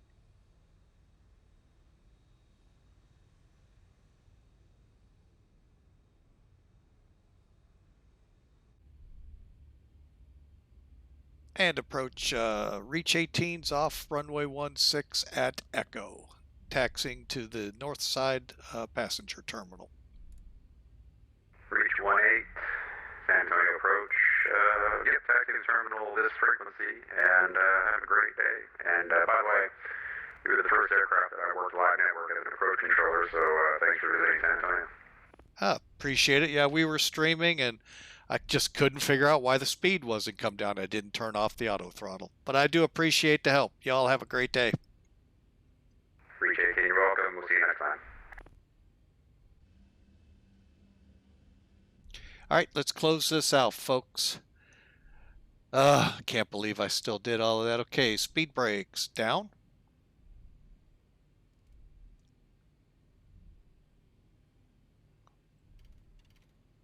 Reach, flaps, landing lights.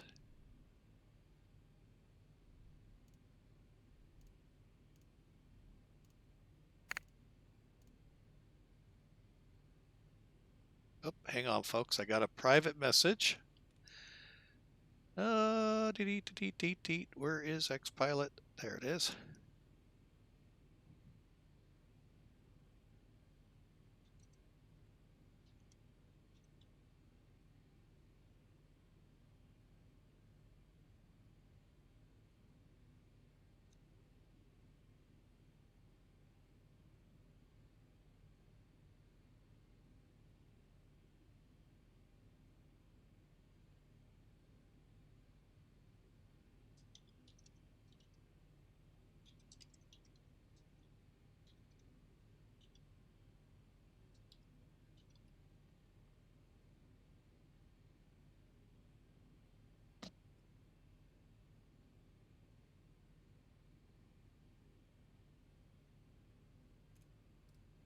Okay, we'll get the APU fired up. Probe heats need to go off.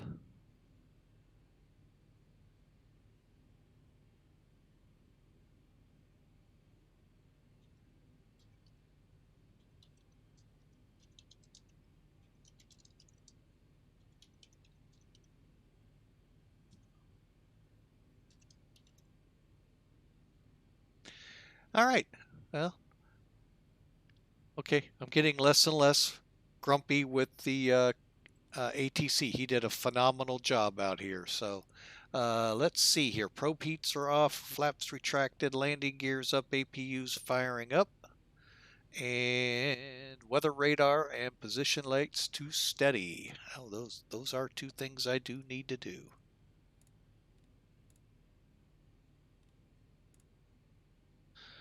Okay, weather radar is off, terrain's off.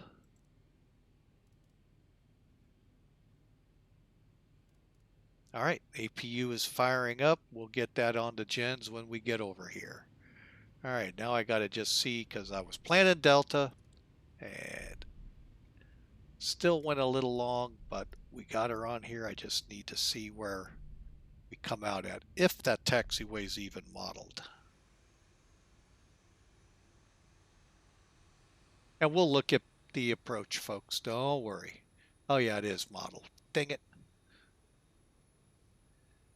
Okay, so we're going to be parking right over there probably. All right, let's see what charts is showing. Yep. Okay. Finally.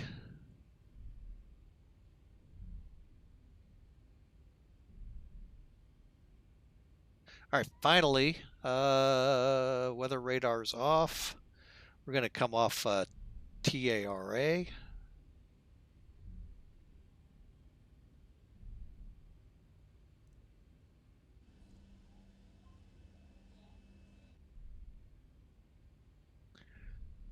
Okay, well, it turned out the landing was actually 272 feet.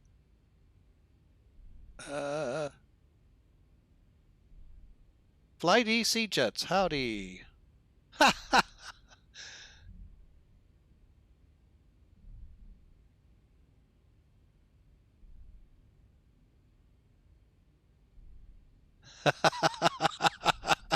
Well, welcome flying Fly DC jets. Appreciate the comments. Yeah, that was fun.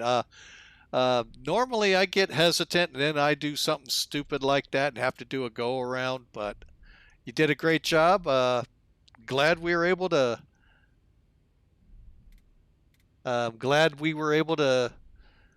give you a little fun in this, and you did a great job, so we appreciate your service there. Come on.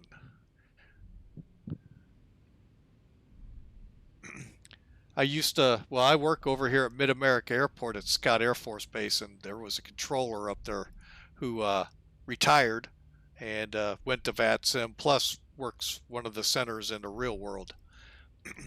He used to help me out on military flight plans all the time. Some of them still to this day make no sense to me.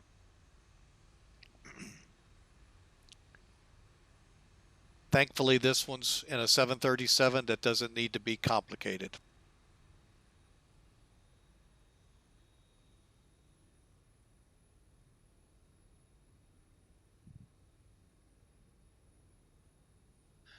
All right.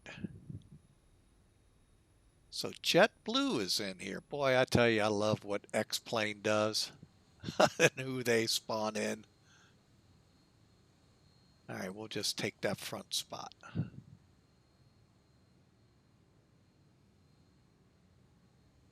Now, if y'all want some good fun to listen to, we're going to be unloading 180 people from this plane. I'm not sure how they found seats for them in a plane that only usually has about 40 seats, but somehow they did.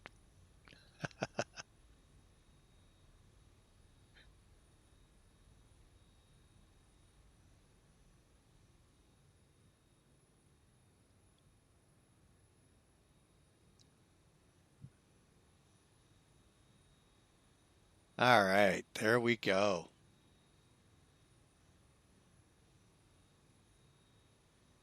And we'll try and be a little nicer than the KC-10s that were spawned in and DC-10 at Mid-America, where I could barely taxi around them, mainly because they're in the wrong spots. But anyway, we are in the spots. Hang on a second. And San Antonio approach. Reach 18's in the spot. Thanks again for the ATC. Have a great one. Reach 18, San Antonio approach. You're very welcome, sir. Come visit us again, and have a great day. You too. Yeah, we'll be visiting again. We got a Seattle trip to do here in the next couple of weeks, so we'll be back up here.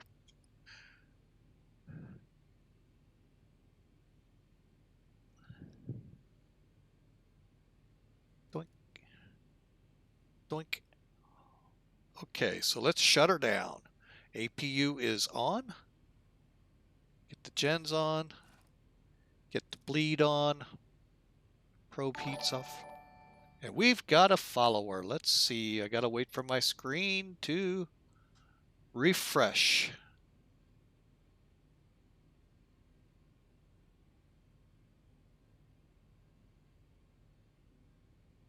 Fly DC Jets, thank you for the follow. We appreciate it. Great job with the airspace there. Yeah, did a great job, and even with my screwing up the approach. So we do appreciate it. Okay, we're on the APU gen. Bleeds. Lights all off. Wing light can go off. Okay, so where are we at? Bleeds, gens, fasten seatbelts. Yeah, I guess we can let them up now. And then we'll run the start levers to cutoff.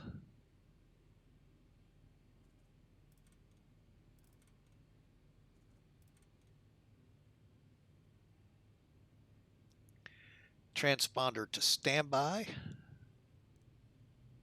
We'll just keep it on alt off. Hang on a second. Reason being, oh, we're on alt on. If we go to standby, then X-Pilot, as you all saw in the beginning, switches to standby up there instead of boat C. Actually, we're going to be shutting down anyway. External lights off. Fuel pumps, we off? We are indeed. Fuel pumps off. We'll leave the left aft one on.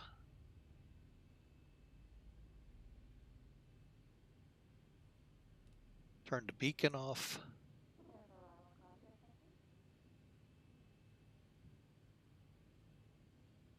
Window heaters can stay on. Anti-ice electric pumps are off. Flight directors off.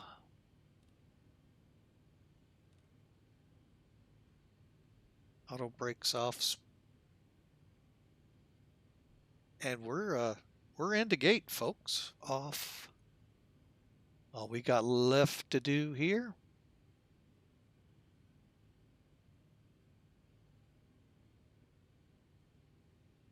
Set the chocks. Open the doors. Whoops. And bring a ladder out. And there we are, folks, on the ground here in good old San Antone. Place I haven't seen, well, I saw it in the truck once or twice. But before that, 1983. June. Very hot year there. But anyway, you know, hey, it was fun. But what we're going to do is we have to disconnect from the VATSIM.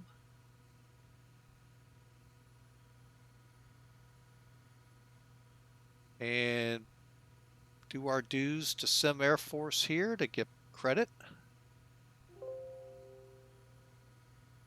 Close out of that. And I also want to make sure Sim Toolkit recorded us, and it did. So I can close it out, and then we can reverse this as soon as I get back into plane. I don't want it to look funny.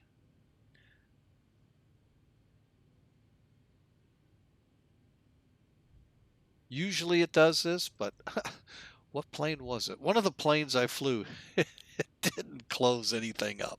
It's quite funny watching the approaches. We're going to watch this in replay. So hang on a second.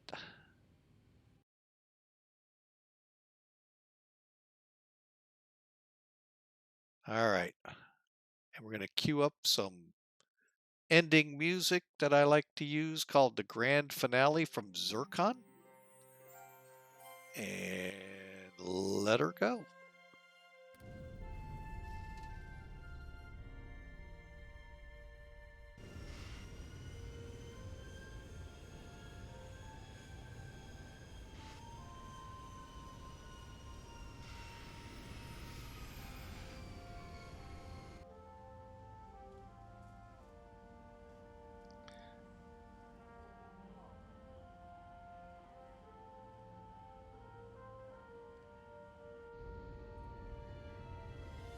Just trying to get where we want to be on this run. That'll look good.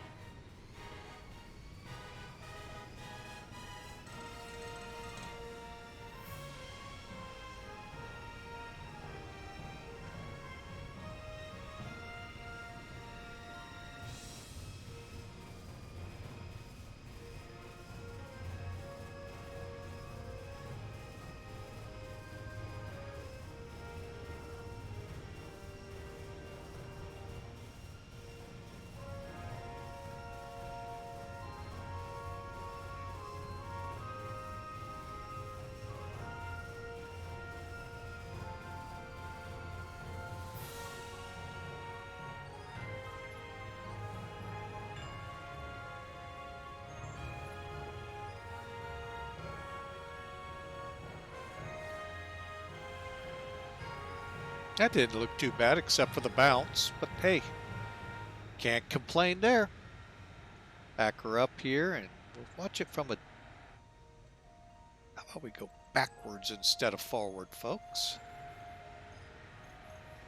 Kind of how I felt on that approach, backwards.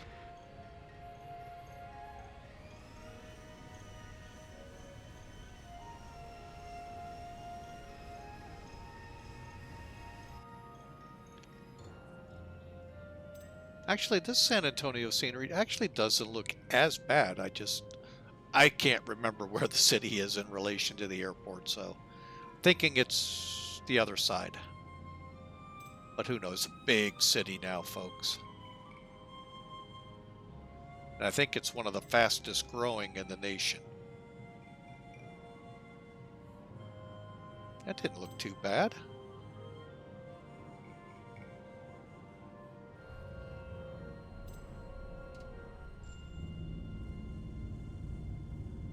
Looked good to me.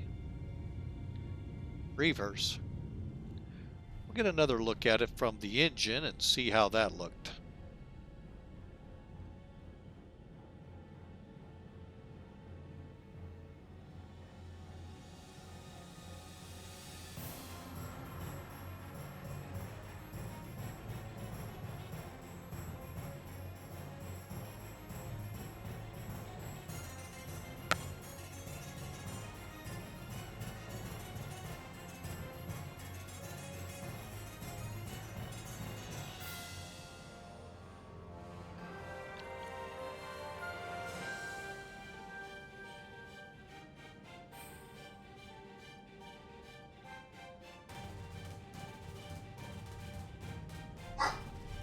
Oh, there's the big bad dog.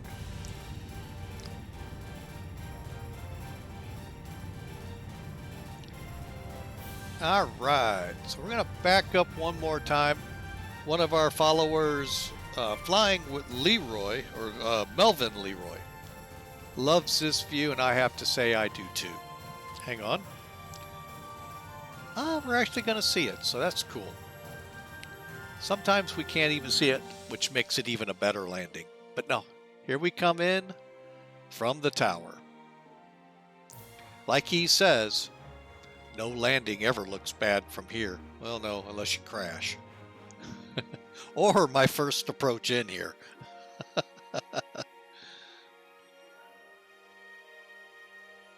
All right, folks, as it lands, I'm going to go ahead and say thank you to everyone. Thank you, Fly DC Jets, for a great job at approach into San Antonio. Thank you for joining the stream.